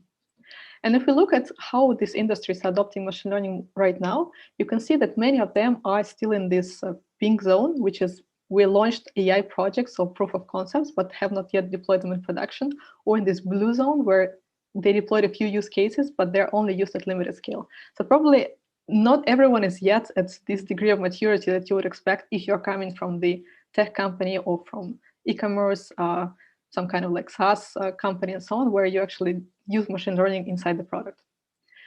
And let's define failure. Of course, it's all subjective, but I would say there are like good failures when actually this is one acceptable result of what you're doing. For example, if you have an idea that is quickly rejected after proof of concept, and the keyword here is obviously quickly, that's a good result, right? So you just did it to test the hypothesis and it did not work out. Similarly, if you are doing with experimentation during machine learning model tuning, we all know that it's an iterative process, so some of the hypotheses will be rejected. So it's a good way to fail fast, and you just need to prepare how you make it reproducible, how you actually do this efficiently, but you're accepting failure is one appropriate result that you can get. But then there are bad failures. So one of them is when you think that your proof of concept is successful, you actually celebrate the result, you present it as something that is good and going to go into production, but then this does not happen. Or if it gets deployed, but then somehow it does not deliver on the promise, or it is not actually used by the intended stakeholders. So these are bad failures that we want to avoid, and I will be talking today more about these sort of use cases. Obviously, there is also like a lot of things that can go wrong from the technical standpoint. I'm not covering it now, but we all can imagine how many things can go wrong there. So why do machine learning projects fail? First of all, a lot of companies, when we look at these big corporations, they start doing machine learning for the wrong reasons. They pick some applications just because they want to do machine learning, or maybe because their competitors are doing this, or just following the hype, or maybe it's an honest belief that it's going to help the company to be more competitive, but you just don't know what exactly to do and how exactly to do it, and you just think we're going to sprinkle machine learning and we will find out some good ways to generate business value. So the failure mode here is that you might be solving toy problems. So you are working on some projects where you actually have data, so there's some data generated, you cannot start without it, and potentially you can apply machine learning to it. It's structured enough, it's good enough to work with it, but there is no actual business needs behind this. There is no stakeholder or interest to deploy it and use it on the wide scale. So it's like a kind of toy exercise just to see how you can actually do machine learning. And it might have been okay a few years ago when you just like everyone was just like trying to figure out is this technology even works, right? But now that we know that it works, we probably want to start from a different point. So there are a few sanity checks to understand that you are getting in this danger zone. One is actually, is everyone treating this as a data science project, or is it actually seen as a marketing and operations, a production project, that there is a real stakeholder who knows why you're doing whatever you're doing? Second point is be careful about KPIs. And I'm not even talking about the KPIs for a specific model. For example, one failure mode I have seen is the company that set the KPIs for the data science team in the number of projects that they do. It obviously gives you a very wrong incentive. You just want to come up with as many projects as possible instead of actually putting them into production or even generating the actual business value, which would be a better way to measure the success. And lastly, like, where do you start? So in many cases, I have seen that companies, they just like come up with the idea, we want to solve this problem in this way, or we just want to do this specific thing or build this specific model. So you actually start with a solution instead of a problem. because you already decided that this solution is going to be machine learning. Maybe you're right, but if you're starting from this point, it gives you some way to fail just because you don't test the key hypothesis. What is exactly you're going to do and why? Then there is a different failure mode. So the first one was related to the situations where data is there and machine learning can help, but we somehow picked the wrong problem. The second one is we're actually picking a wrong problem for machine learning. So there is some need, there is some data, but the use case that we formulated is just not a good fit for machine learning in general. And here's like one way to maybe think about this, so you can contrast some ideas as being better than the others. And if you can check more boxes on the left, you're probably in the better zone than if you're checking everything from the right. Because you want to formulate the problems that are a good fit for machine learning, that can be isolated, that have a specific measurable goal. You actually have some stability in the process, that you can rely on the data that is coming from it, and so on. And I've seen different ways how this can go wrong. One is, for example, starting with a very ambitious project. When you want to optimize something that includes several stages, for example, several steps of a production process, they all interact with each other. And maybe it's technically feasible somewhere later on. There's just so many moving pieces that you cannot really, it's like an endless project. You want to isolate it to something measurable and at the same time already bringing you business value. Another example is actually picking something too simple, where you cannot get additional value with machine learning beyond something that can go with heuristics or from some more simple models. Or for example, you might pick a use case where your process that you're trying to optimize is just not that frequent. So maybe you can get some value by optimizing it by 5, 3, 10%, but you actually don't get the volume enough to justify spending some time to apply machine learning to this process. So of course, there are different specific examples we can walk through, but in general, there are some use cases where you can, from the very beginning, assume that it's sort of a bad idea, or some use cases where you might suspect that it will not work, so you want to test it quickly. So just, is this a actually feasible problem statement before you spend too much time on developing it? And third point you can guess is actually when you sort of thought that you have the data, but actually the data that you have is not the one that you need for this specific project. So actually, sometimes no data is better than bad data, because you'll just spend all the time trying to figure out what to do with it. A few examples. One is the classic training servings queue. So when you train your model on something that is not actually representative of the real world, so even Google does it, you can see like there is this link to a recent example where they did a recognition of the on retina scans. And the sort of data that they trained on was not really matching how you can get these photos in the real medical setting, just lighting the angles, how it looks, and so on. Of course, sometimes it's unavoidable that you start with some data set that is not fully representative, but you have to move as quickly as possible to the real world data sets, because else you're just doing research, right? Just a cool exercise. You can apply the best models, the most interesting architectures, but you're not actually doing anything potentially useful. Another example is when you have domain-specific errors in the data. And the thing is that you might not even notice them unless you're the domain expert. So if you're just like assessing the data set as a data scientist would do, you would just assess the quality, the structure, either like nulls, you would notice if it's not enough data there or if it's complete garbage, but you would not notice that there are some problems. For example, there is a certain sums that should add up, because they should add up based on your domain knowledge of the process, right? You don't know that you have to run these checks, but maybe there was like an error in the input or in post-processing. Another example I came across in manufacturing was when you have some data and actually part of this data is fake, because when sensors are writing the data, they only take actual measurements at a certain frequency, but then all the moments in between are either backfilled or filled with averages or with some arbitrary numbers, because that's how the system works. But this is not the data that actually reflects the state of the process in the current moment. There are more examples of these. There are like different cases of target leakage, which are not obvious, or maybe the data is just outdated and you don't know that it refers to some past state of the process and so on. Pretty similar is like when someone cleaned the data for you.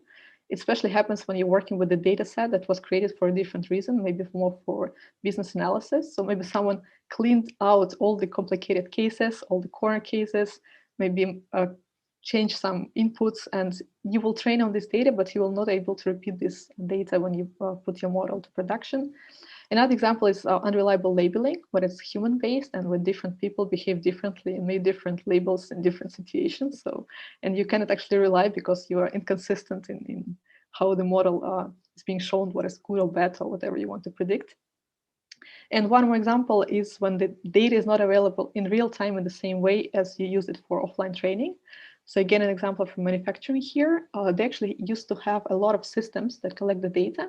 And it's pretty typical that there's one system that you use for real-time control of some industrial process, and then another system that stores the data for long-term use. And obviously, when you ask for the data that you can use for training your model, you get this data that was stored.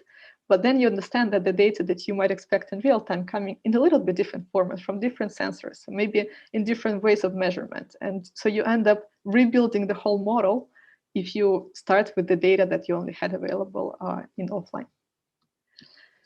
And even if we're here, so I just described all the situations when you didn't even get to this like intersection, when we have the data, when we have the business needs, and when machine learning actually makes sense. So even if we got there, there's still a lot of things that can go wrong. And the most frequent one, I think most of what I will be talking about anyway relates to this, is a poor problem framing. But what I mean here is something like very literal. For example, what is exactly we are predicting? So what is this actual target that we are predicting? And what do we optimize for? So what is different costs of error? So what are the boundaries and constraints that we have to take into account when predicting these things? Let me give you a few examples. One is from retail demand forecasting. You have some items that you're selling and you want to predict them as close to reality as you want, right? So, and you would expect that, okay, we'll look at historical sales, let's just predict the number of items we're going to solve for each individual product that is out there. And a very rookie mistake is to do it this way, but then you learn that the actual intent why you're doing this model is to use it for logistics optimization. And the items are delivered in packages. So for example, you predicted 6 items or 7 items, but then actually it comes in packages of 10. Should you order one package, right? Or should you not order a package at all?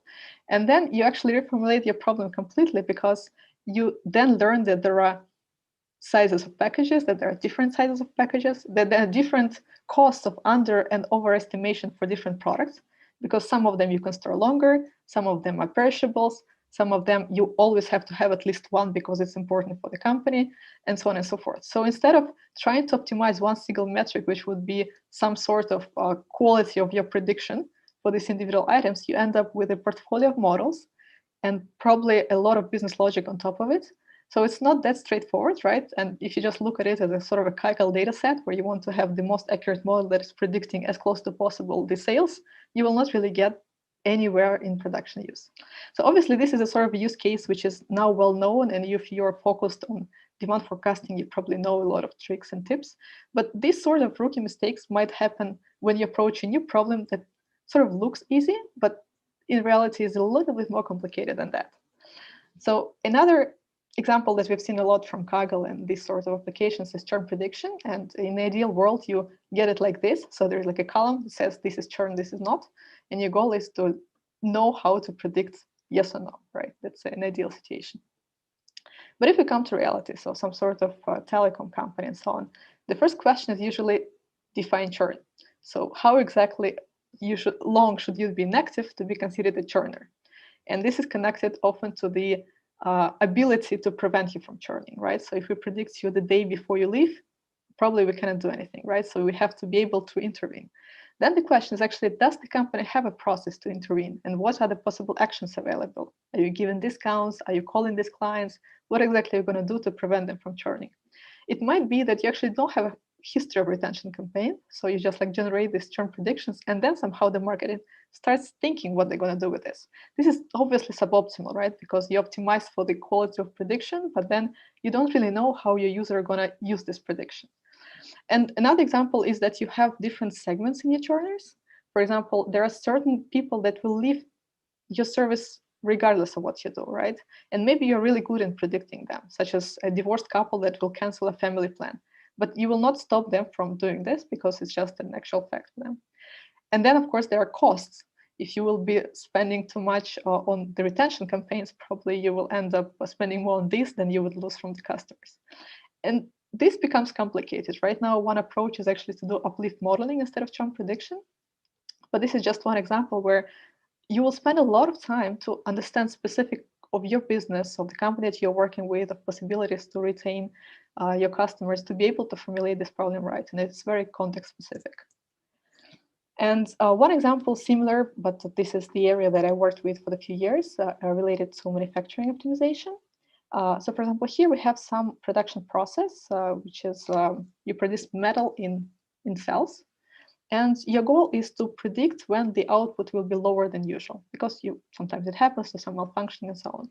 And then again, the easy assumption would be to say, hey, let's just look historically, what was the production output? And we will learn to predict the volume of this output for each individual cell. But then you learn that you have to again take into account the prediction horizon, because the question is what are you going to do with this prediction? And there is some period of time before the cell malfunctions when the technician can intervene and do something. Then you actually learn that not every time the output is low, this means that something bad is going on. So there is like bad lowered output and not so bad lowered output. So expert labeling of this to be able to show to the model what exactly underperformance is a huge problem by itself.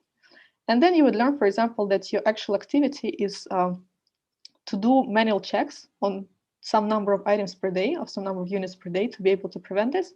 So actually your metric is to be able to put as many of these underperforming cells in these 20 or 50 ones that you can check. So you're optimizing for recall in this top 20 and 50. So the metric is very specific to the context, right? So you don't have to pick the top 3 underperforming ones, right? But you should put as many as possible of the suspicious ones in this list that they will be manually checking. And then you would probably also learn in this specific context that there are some other requirements, such as these technicians would really want to see some insight in probable cause of the decrease of efficiency. So you would maybe want to show them some top features or what exactly helped your model to make the decision. So this is a very, very different way of formulating the problem than, again, just predicting the volume of the output, because it's very specific. And in reality, no one will tell you this as a set of requirements exactly. You have somehow to figure out it iteratively throughout the process to understand what are the options you have, what are the needs, how the process looks now. And it's very iterative, right? So you don't just start with one data set and a problem, you iterate on the data set, on the problem, and then on the model. So this comes a little bit later on. To sum up, it's very easy to end up predicting the wrong thing. The good idea is to try to think backwards and figure out, so, okay, we're capable of building every model we can, right? So how are we going to use this model or that model and work with your domain experts or actual users to understand where it can lead you. One more point I want to share is that a model by itself is not a product. It probably can already be understood from these examples that I gave, but very often, especially like if you work with IT companies, your model is just like wrapped as a service, and that's pretty much it. So that is the actual deliverable that the data science team has created. I'm not saying that's easy, right? So there are a lot of infrastructure problems, especially if it's like real-time solution that you have to build. But if you're coming from this approach of solving a business problem, you might know that the actual product that you need is not this wrapped service. It's an actual application, because there will be some human using it. So you need to have an interface, you need to have some business logic in it. Maybe it needs to have like some special nice UI that would makes it usable. Maybe you have to add explainability and some other features. And sometimes the problem is that something that started as a data science project ends up becoming a wider in scope, but you don't have the actual resources, or you don't have the buy-in of other people who might help you with this, because they expect that it will be solved as a data science. You'll create some amazing model and it will be helping to do whatever you want it to do. And then you should also keep in mind that there are other requirements that might come up. For example, everything related to bias, fairness, to data usage. If you're dealing with some very high risk use cases, you might need to have fallback systems. So if your model doesn't respond. And then as a consequence, sometimes you also need to change the process around this model. For example, if you now have a human in the loop review, there has to be a role in the team for this human in the loop review. You might need to change some IT systems. You might need to change some business process to be able to implement it. So the main point is that many problems can be solved with a hybrid solution that goes beyond just building a single model, but you have to be ready for it and you have to have resources for it. And the problem with many projects failing is that they just want they just want to create a single model and be done with it. And very often it's just because you really don't have the resources. So I've seen so many data science teams, when they end up with these needs, they try to create some interfaces on their own, and now there are like even solutions that help it with this. But this all comes from this need that it was not originally intended this way. You just like stumbled upon this solution after you spend some time building the project. And talking about engineering, so now one case that I have seen in big companies, and sometimes actually even small ones, is that you try to run before crawl. So there is certain hierarchy of needs, so what you can do with your data and in general, like with analytics. And sometimes you start machine learning projects maybe even before you reaped all the benefits of classic BI. And the thing is that, first of all, you don't have all the infrastructure. Second of all, you don't really have much incentive because there are so many great things that you can do with more classic approaches, and there is like nothing wrong with that. This is a right approach to do. So you just you have to first come through all these stages of maturity, both in terms of infrastructure and in terms of actually using more classic methods, more simple methods to get insights, to understand what's going on with your business and to improve it. And another very famous picture, I think it's from 2015, Google paper, showing how difficult it is to put all the infrastructure around the actual model and all the things that are now called MLOps.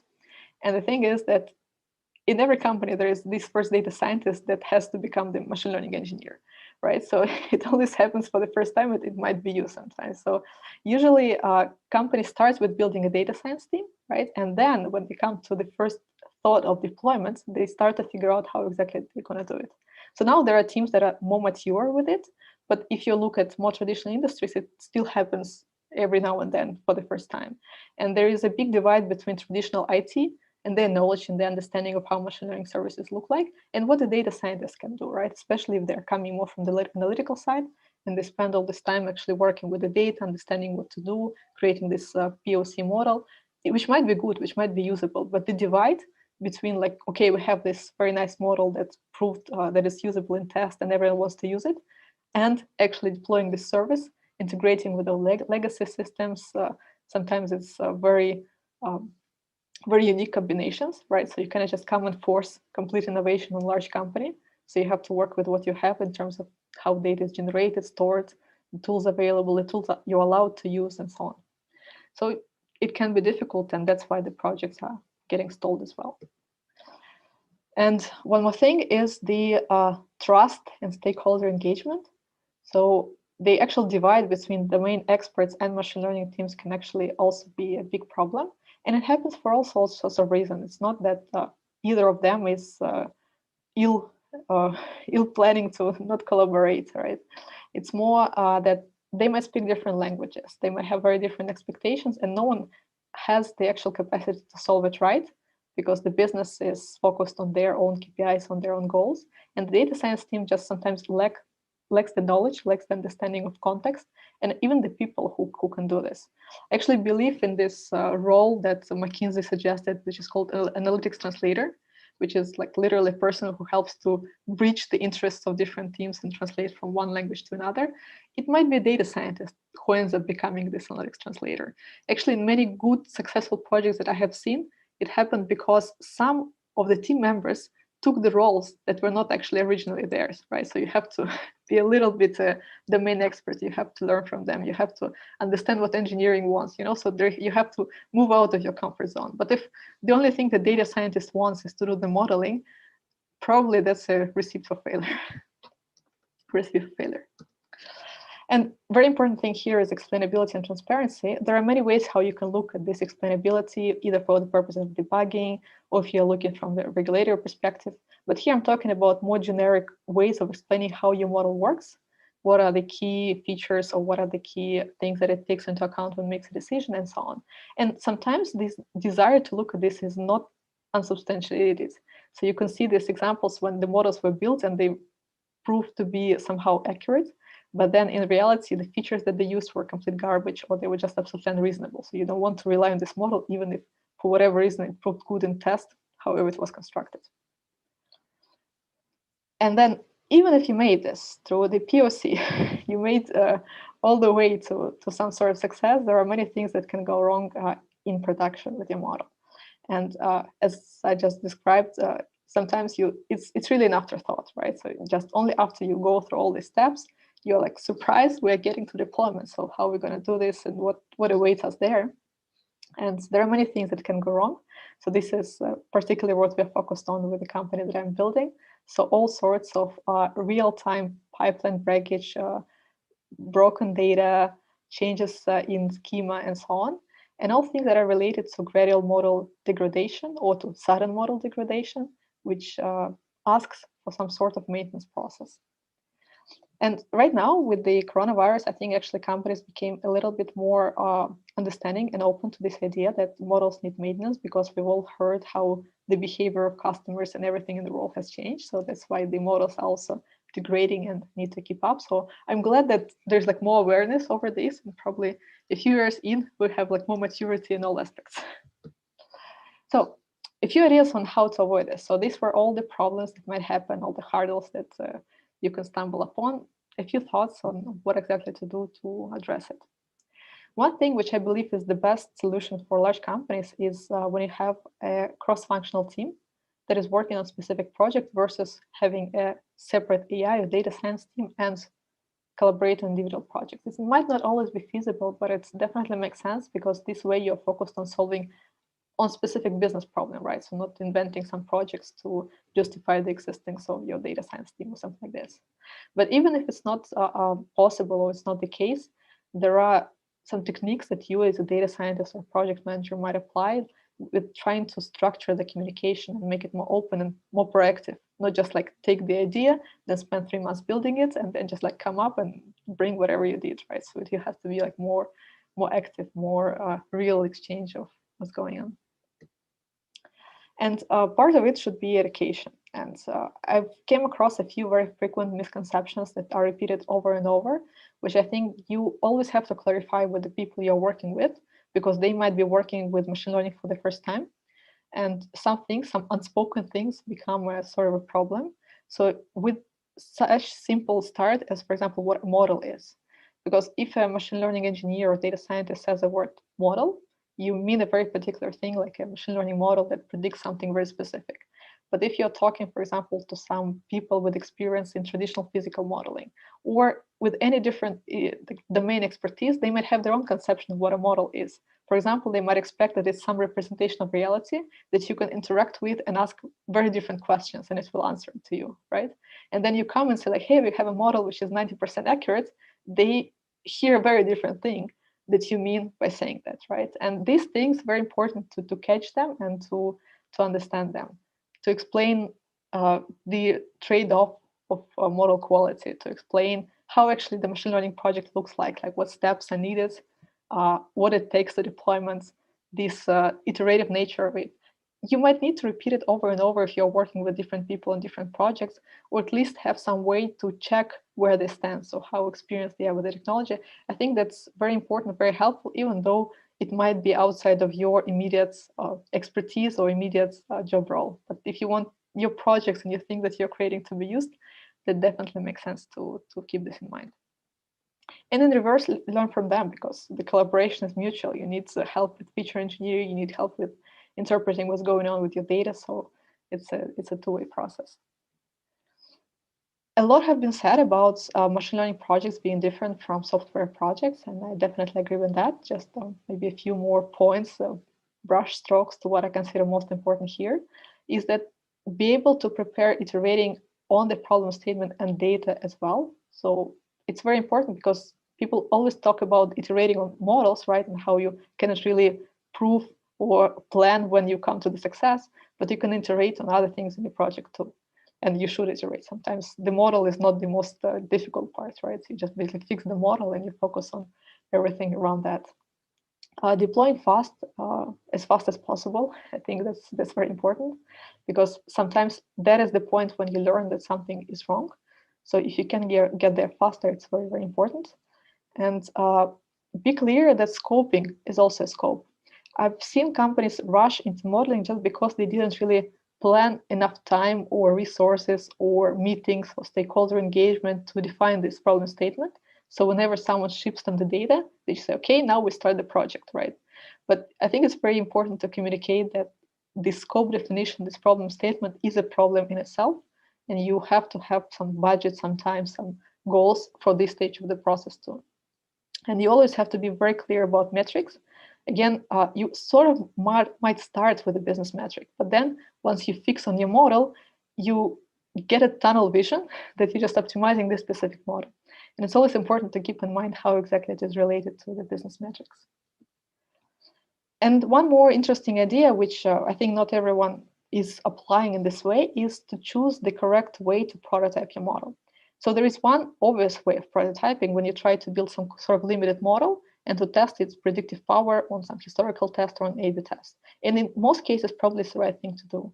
But then there are other things that you might do, which is if you want to test the actual problem statement, you might just sit to the person or replace the algorithm. Just try to act as an algorithm yourself. So this is an actual work and this is an actual time that you can dedicate to understand what you want to do and what you're solving.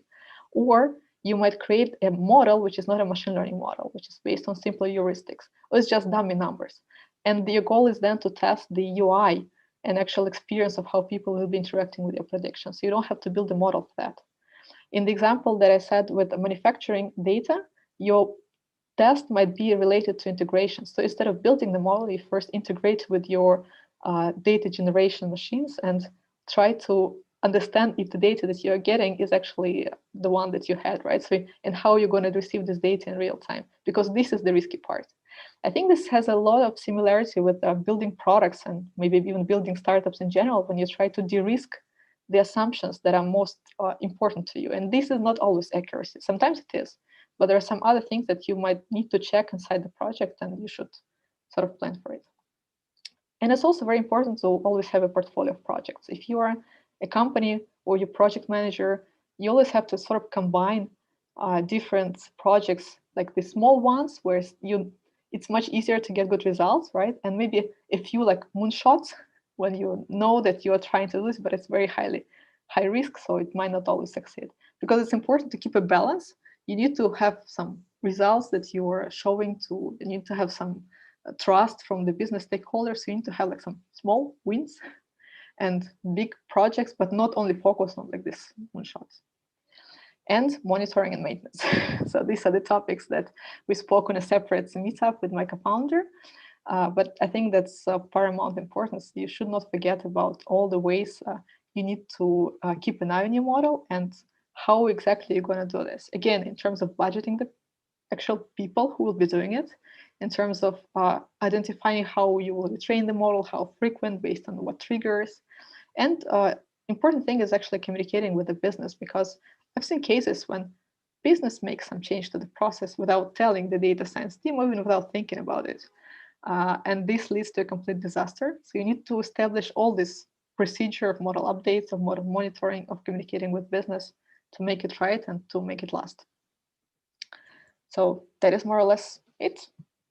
ML models fail for a lot of reasons. There are some tips and tricks how you can avoid it. I'm always very happy to hear about any use cases if any one of the listeners has some specific ideas. So let me know if you have any questions. Yeah, thank you. I took so many notes. I want to ask so many things. Just want to remind that if you want to ask a question, there is a pinned message in our YouTube chat. So just click there. You will go to Slido, and there you can ask a question. And yeah, just well, I want to start first and ask you a question. I'm just curious, how many projects you witnessed failed with this monitoring? So you decided to create a company that that addresses this problem. Must be quite a few, right? Well, right now, what we're creating is an open source tool. So it's used by companies, but we don't always know how exactly they use them, and it's pretty limited in scope. So most of the examples I've heard was more like from discussions and from the people I talked to. But there is a story that was repeated over and over. So companies say that we deployed the model, no one monitored it. And then one big fail happened. And then after that, somehow we decided to think about monitoring. And sometimes they quote that we lost like this X money because we knew that the model was not even working, or it was working incorrectly. And it sounds so bizarre, right? It's like, obvious you have to keep an eye on your model, but somehow that happens a lot. Okay. And so you mentioned that your previous experience was more like with non-internet companies like manufacturing and of that kind. Like for these companies, for these industries, performance monitoring also is an important factor, isn't it? Absolutely. And I think even a little bit more important, because there you often face use cases where you do not retrain a lot. It's also difficult to retrain the model to actually, you have to do some sort of acceptance test and so on. So you have to monitor in order to identify what's going on, instead of just retraining the model all the time, like some IT companies can afford to do, right? And you typically work with use cases which are high risk. So there are many more ways of failure, right, that you want to keep an eye on. And the main experts, for example, in manufacturing, these are the sort of people who are very much into the process. They understand the data, so they want to look at it in details, not just, like one metric, okay, we're doing okay. I'd like, okay, so how is this sensor behaving? How well are we identifying this sort of problem? So there's a lot of, maybe better call it like observability than monitoring, that they're interested to have. Okay. Yeah, and in your experience, I know we have this number like 80% of projects fail, but in your experience, like from these reasons, so you have like 8 reasons, what are the, let's say, top 3 most common reasons a project fails? I mean, they're obviously overlapping, but I would say poor problem framing and this model is not a problem is the top 2 that I've seen. Poor model framing. And yeah, speaking of that, I remember you mentioned this role of analytics translator, right? Somebody we need to have on a team to avoid this kind of failure. So let's say if I am a data scientist and I see that there is a problem in my team that this communication with stakeholders is difficult. Like we cannot really translate this whatever requirements we have into machine learning terms. What can I do to actually to get these skills of to become this analytics translator?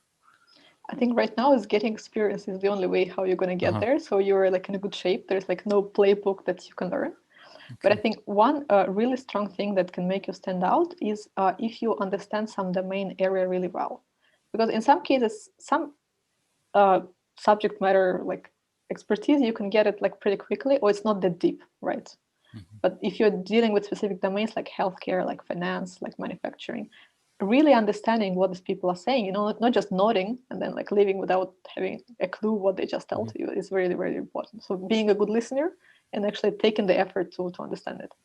Mm-hmm. So these two, like just talking to people, talking to the main experts, really figuring out how things work in this industry, and then listening and making sure you really understand what they're saying, right? And also showing what you do and explaining it. Because I've seen situations when, for example, data scientist brings like a presentation and there are like terms, there are like some plots, but people just don't understand it, because it uses some very specific jargon that people do not get, or worse, you say things like, okay, these are the top features, and people assume linear correlations because they're used to like more classic ways of interpreting what a feature is, right? And it's just complete misunderstanding that might happen. So you have to know what these people know and try to adapt your message, explaining things that you need to explain in the process. And this is not easy. I think the best situation is when you have some sort of product manager, project manager, solution delivery manager whose half job is exactly this. Mm-hmm. Yeah, makes sense. So basically the person who, on behalf of the team, who maybe connects the two teams. Who talks to all of them, like coming here and there, and then makes a sort of like a conversation. That's probably like, this is a difficult person to find. I think it's easier to find them from the main experts in some cases, but yeah, it really depends on the industry. And we have a question which is related. What are the no-goes when working with business stakeholders? I think just saying like, okay, give me good data, and unless you give me good data, I will not do anything. Like behaving as if it's their fault for not being able to provide you with what you need. So some sort of arrogance is definitely no-go. And attitude where you assume that machine learning can solve all problems. And, this sort of arrogance, it's sometimes can be seen. But especially when you deal with domains where people spend like decades trying to optimize something, you should not be too arrogant about how good their efforts were. And yeah, I remember you mentioned when talking like there was a slide with human in the loop, like, and the system becomes more and more complex. And I remember you said something like that you can just assume that we can create a simple model and it will solve all these problems, right? How can we manage expectations of stakeholders? Maybe because this is what they expect from us. Like, hey, you're a data scientist, just create a model and then solve our problems. So how can we be careful with what we promise and manage expectations of these business stakeholders? I think education is really this thing, and like sharing real examples of real projects. Like, for example, that's where we started, that's where we came to. I think, of course, there's a lot of hype that is like external to you, and especially like if you're talking maybe to some managers who read things that are being written about AI, like AI gonna rule the world soon. You have expectations that this is some very powerful technology that can do anything, right? And then a data scientist knows that it still struggles to classify like very basic things. And nothing but communication can bridge this gap, right?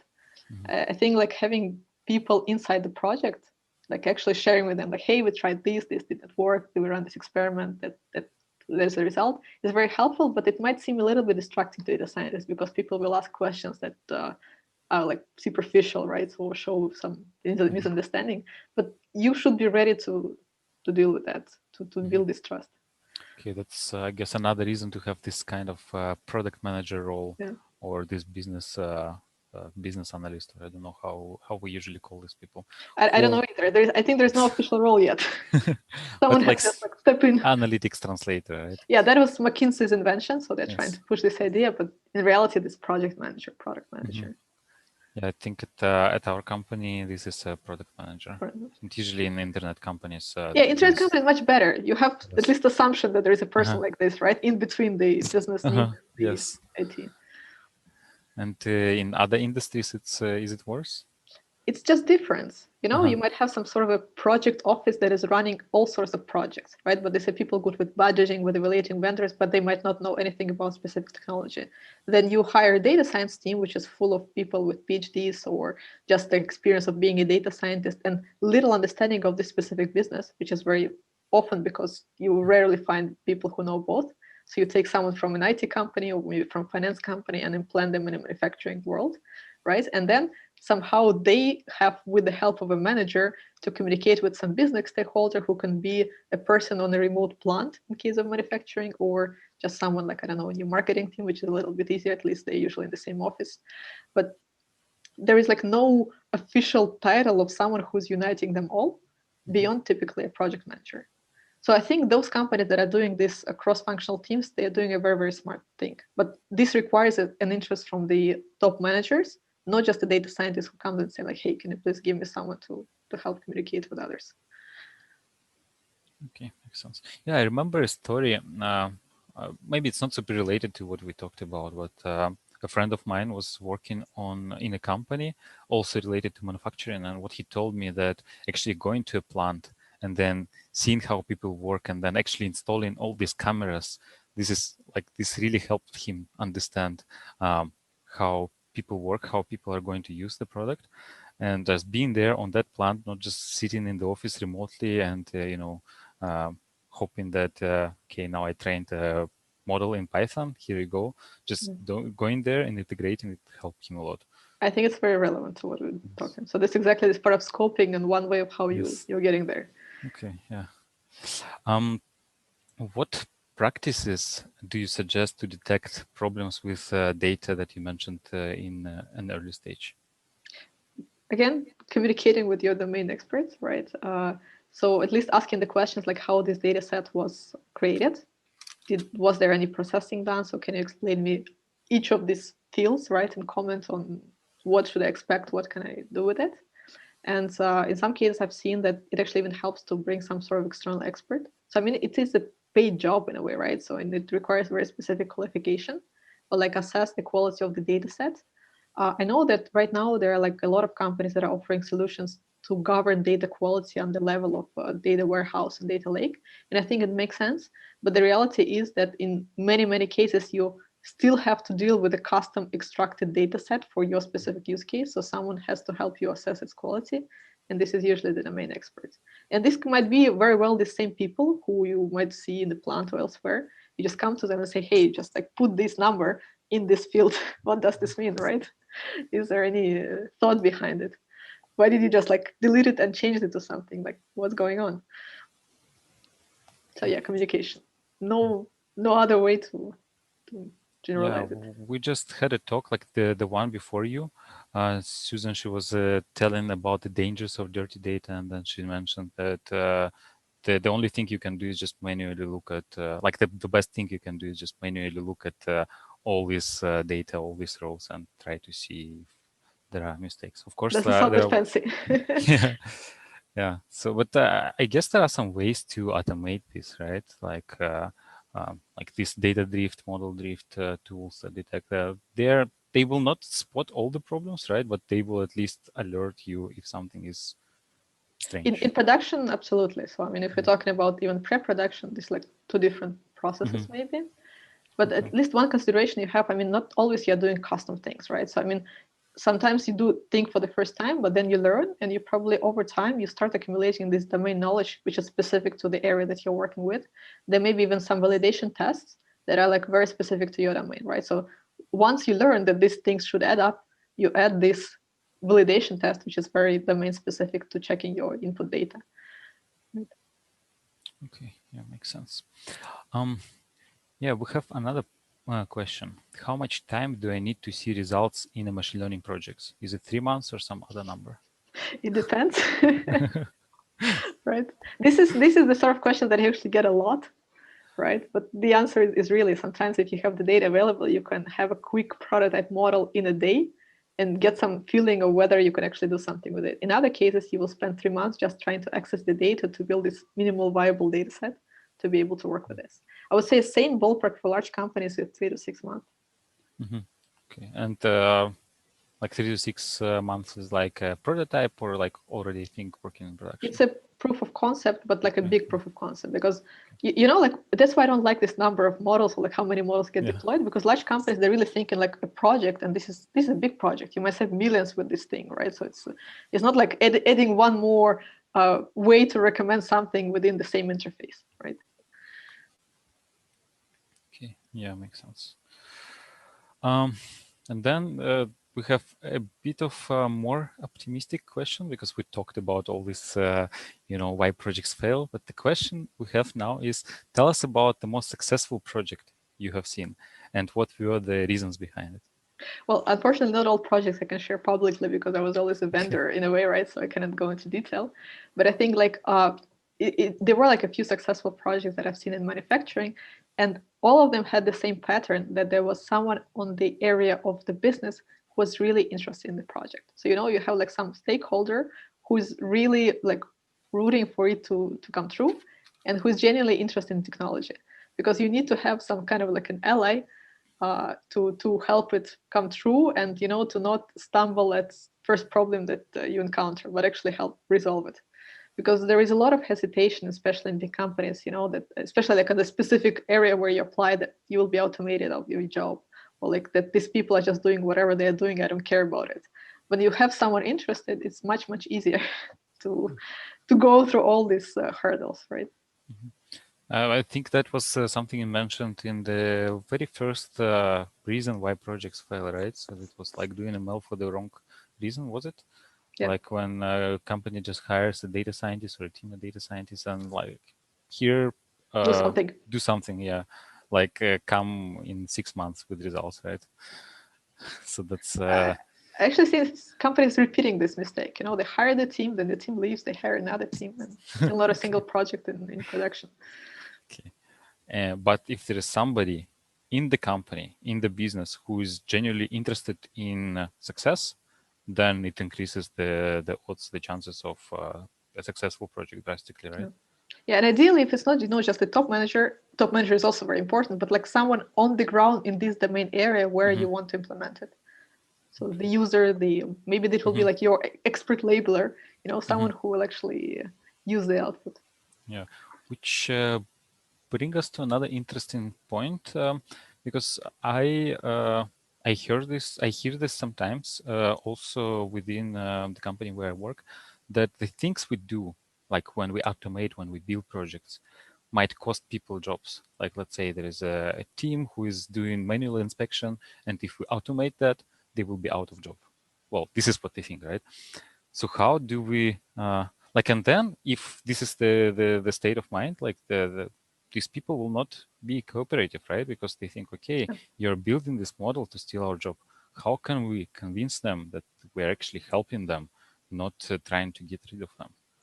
Well, it's a lot about trust, because just explaining probably is not an answer sometimes, right? But I think it's now becoming obvious that no one is yet automating jobs, that people are automating tasks, and these are usually not the most fancy ones. And at the same time, we also see that machine learning is pretty bad in doing all the complex things, right? So there are a lot of jobs for the people still left to do. And I think positioning this as not automation, but sort of augmentation from the very beginning is very important. A few years ago, actually, when I was working with companies, I think the expectations were a little bit higher up. So people really wanted to automate things. So they genuinely thought. But now I think once we see how well the technology actually deals with different use cases, we sort of lowered, or not lowered, just like made them more concrete, our expectations that most use cases are going to be augmentation, still with the human in the loop. So I think communicating this is very, very important, maybe like even as a sort of a story, right? So this is the reality. AI is not as clever. It's kind of clever, but it's also dumb. So you still need humans to help train it, label it, control it, and design all the process around it. But we might automate some stupid tasks such as like labeling of documents. Not sure we'll continue doing it completely manually. I really liked how you put it, like we're not up to automating jobs, but automating tasks, and that, like, this is a very concise way to show what we're doing. So we're just we're helping you, not trying to get rid of you. It's a nice way of putting it. Okay, we do not have any more questions, so I think yeah, maybe last one from me. How people can find you? So Twitter, LinkedIn, let's connect. so It's my name and surname, so it's pretty easy to Google me. Twitter and LinkedIn. Okay, yeah. Make sure to follow Elena on Twitter. She's posting awesome stuff. I don't mind. Follow our company account. That's where I'm curating. Of course. All this stuff. Okay. Thank you so much for inviting me. It was a pleasure. Yes, likewise. Thanks. And yeah, if you can send me slides, then I can also share it, put them in the description. Thanks a lot for coming. Thank you. Bye-bye. Goodbye. Okay, so now we will have 7 minutes of break before for our next. Let me just share. Before Dan is joining, so I'll be back soon.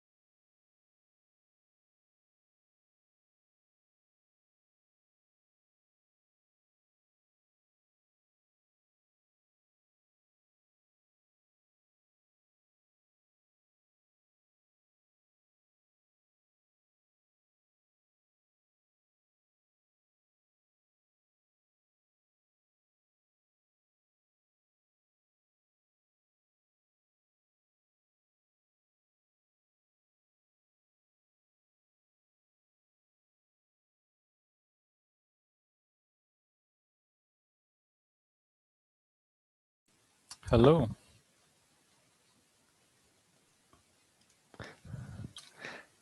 Hey, how Good are you morning. today? I'm good. Good morning. What time Good is it morning. here? It's great. Yeah, so for me in Berlin, it's almost 5 p.m. Yeah, I remember when we scheduled this. It's interesting. I've done a lot of work historically with people in India, but not so many people in Europe, and the time difference is a little tricky. Okay, so right now we're having a short break. We will come back in 4 minutes. So Great. I'm just here to let you in, and I'll be right back. Perfect. So I need to have a small break. Great. Yeah, so see you soon. Okay.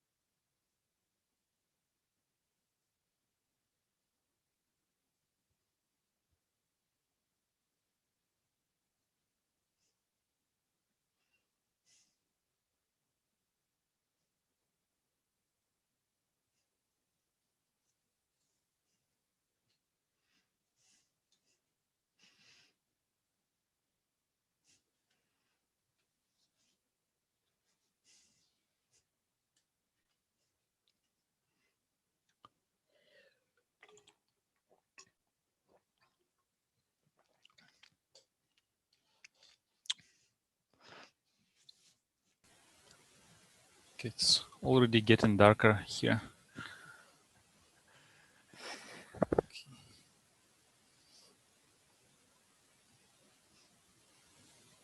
So I think let's wait for 1 more minute. Great. And then I'll just prepare the notes in the meantime. Those questions you had are great questions. Yes, thank you. Yeah, I have my notes. And yeah, I'll just do a short introduction. So the talk, like on the slide, it was just decision optimization. It was just the actual title was too long to fit it on the slide. So Great. the title is translating machine learning predictions into better real world results with decision optimization. And this will be different from the 3 previous talks we had. So the other talks were presentations. So where the speaker first presented something, and then there was a Q&A session. But this one will be a live discussion, and it will also be released as a podcast later. So the previous videos we just upload to YouTube, but this one we will also put to our DataTalks.Club podcast without video. So it will be just a conversation. Great. Yes. And for those who just joined, so we use a slider for asking questions. So in YouTube, in the stream, if you go to the chat section, there is a pinned message, which you can just click, and then it will bring you to slider. And then if at any time during our chat you have a question, just feel free to ask it in slider, and then we will cover it eventually. And Yeah, so I think, are you ready to start? Yes. Yeah, so let's start. So today we'll talk about decision optimization, which is about making better decisions with machine learning. And we have a special guest today, Dan Becker. And Dan is the founder of Decision AI, which is a company that specializes in making better decisions with machine learning. Welcome, Dan. Glad to be here. Yes, thanks for coming. Before we go into our main topic of decision optimization, let's start with your background. Can you tell us a bit about your career journey so far? Yeah, I got started with machine learning in 2000. I was part of a startup that was using it to help companies optimize how they posted things on eBay, which was very popular at the time.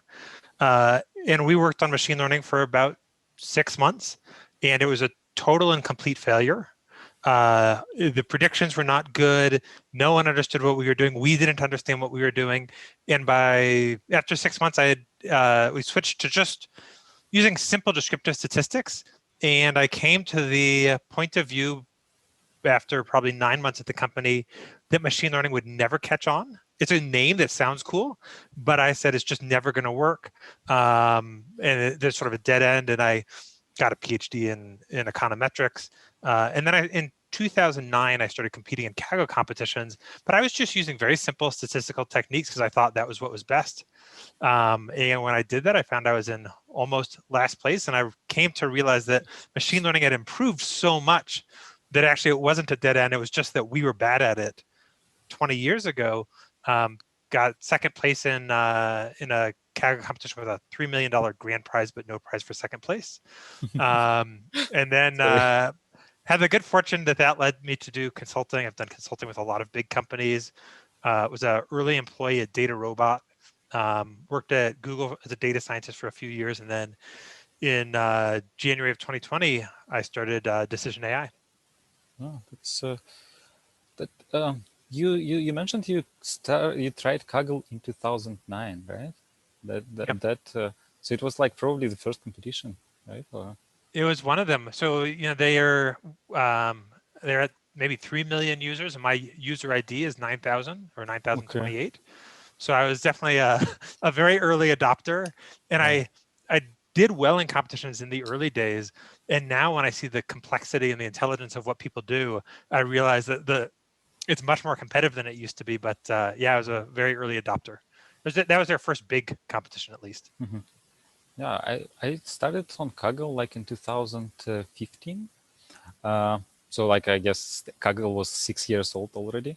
But when I look at what competitions we have now, they're so different from what was there 5 years ago when I got there. So indeed, the level of complexity is rising. It's interesting. Yeah. So what is decision optimization? What kind of problem it solves? Yeah. So it really is a lot like what it sounds like. The easiest way to make that clear might be an example. So I really started thinking about making a company around this in part because of a conversation that I had probably 4 or 5 years ago with a friend of mine. He works for a very large US-based airline. The number one and most important problem that they were working on is how do we set prices for each of our flights? They build a machine learning model, and these guys, they had great data scientists. They build these machine learning models, and because they update their prices daily, the model that they build predicts for any given price how many tickets could we sell on each of our future flights. So we got flight 1000, it leaves March 20th. If we charge $400, how many tickets will we sell before the next time we reset the price? Or if we charge $500, how many tickets will we sell before the next time we reset the price? Now, decision optimization is going from, all right, I've got a machine learning model that makes a prediction, in this case, how many tickets could I sell, to I've got something I control, in this case, that's the price. I've got something I care about, in this case, that is total revenue for the flight before it takes off. And how do I actually, what price do I set? And the thing that they saw, which is I see all the time in data science now, is if you had 1 day until a flight takes off, you can now build a machine learning model, and it tells you you could sell 6 tickets for $400 each or 5 tickets for $500 each. And now I could just say, well, price times quantity. I could just look at my revenue and say, which of these is better? But most real world situations have these dynamics that play out over time. If I said you could sell tickets for one price or 5 tickets for another price, but you've got 90 days before the flight takes off, which of those is better?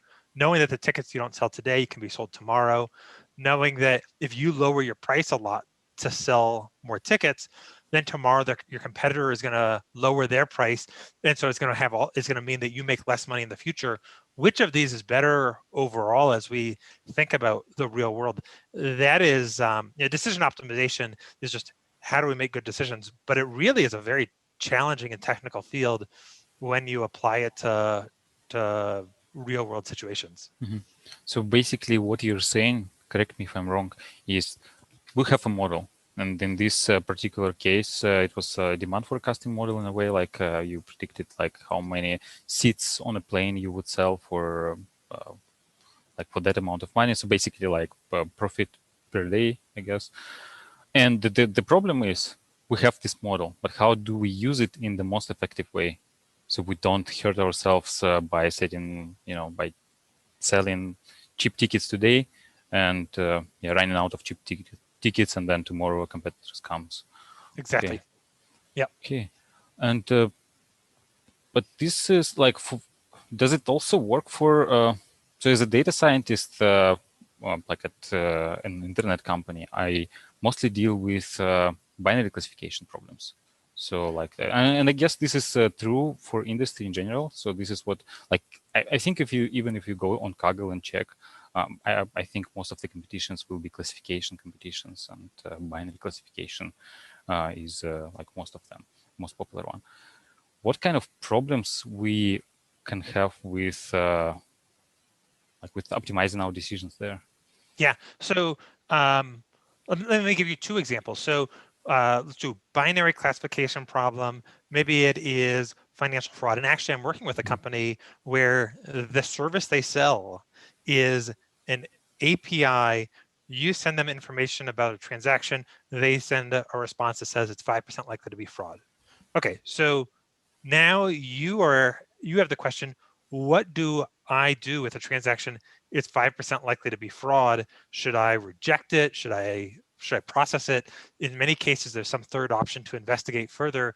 And so in the narrowest sense, the decision optimization part of that is to say, what is my threshold? Let's simplify it and say, all I do is either accept or reject.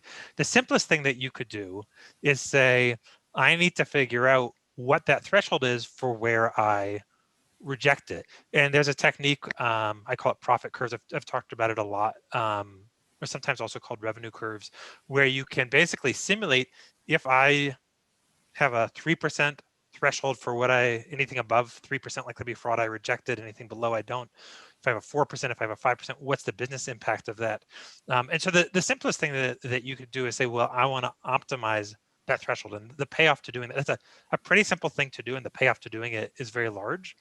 I think even that is really a simplification of what is needed in practice. So I was talking to an insurance company. They have claims that come in that they think are likely to be fraud, and they send it to an investigator to say, is this fraud or not fraud? And then if it is fraud, then they don't have to pay it. So they were using a very simple threshold like the one we talked about. If it is 10% likely to be fraud, then we investigate it. If it's less than 10% likely to be fraud, we don't. That, to many people who have worked in classification for a long time, that idea of I run it through a classification model, get a probability, and then either accept or reject it, like that seems natural. Mm-hmm. And that is if you think about it, is the craziest thing to do. So if they have a claim, it comes in, it is for 50,000 euros, and it is 9% likely to be fraud, they'll say, well, it's under 10%, or we don't investigate it. Mm-hmm. Now they've got something that comes in, it's for 500 euros, and it's 10% likely to be fraud. Mm-hmm. So the expected value of investigating the 9% of like that, the expected value of savings is it's about 90 times as large, and yet they don't do it because we've been so pulled in by where we did a classification model. The output of it is a probability, and we think of that so narrowly that I just see people do these crazy things because we look at that probability in isolation.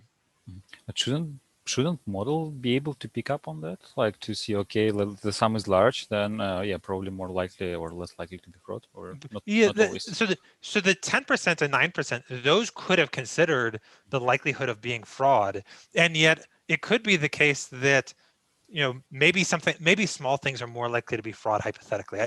So the model figures that out, but then it says I still have a 10% likelihood of being fraud, and the value of investigating that, it accounts for it as it affects the probability, but the value of actually running the investigation is 10% of 500 euros. So that's, I get 50 euros in expected value by investigating it. And so you see where I'm going, of 9% of 50,000. And so yes, the probability may reflect the amount, but we need to do more than that. Yeah, so we have a similar, like at the company where I work. So we have a moderation team, and so the company is like it's online classifieds. So like think like Craigslist or basically the place where you go sell stuff you don't need. So the moment somebody publishes something, somebody creates a listing, we want to understand if this listing is fraudulent or not. And then if we think that it's fraudulent, then basically a moderator, or like if it could be an automated decision, or a moderator looks at this.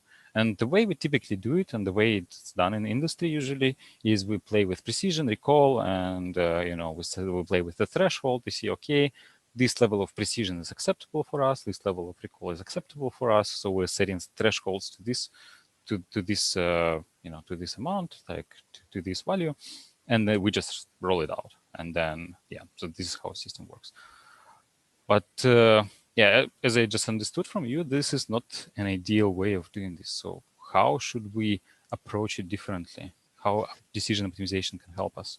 Yeah, so decision optimization really requires is very use case specific. So we'd have to talk about it. I guess the first question that I would ask is every type of fraud, not every type, is every fraud equally painful to you as a platform?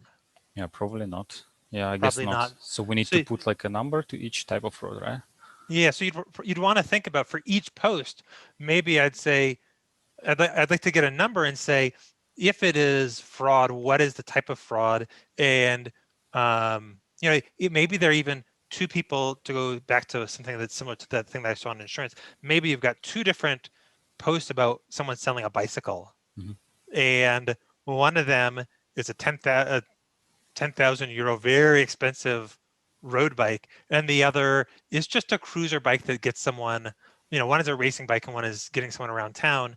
And if they're both the same probability of being fraud, maybe we'd have to think about the trade-off, but maybe you should be more concerned about someone getting defrauded over a €10,000 racing bike than over a cruiser bike. If there's, if it's in a personal section and you think someone is going to get assaulted, you should have different standards to protect someone's physical safety than you do.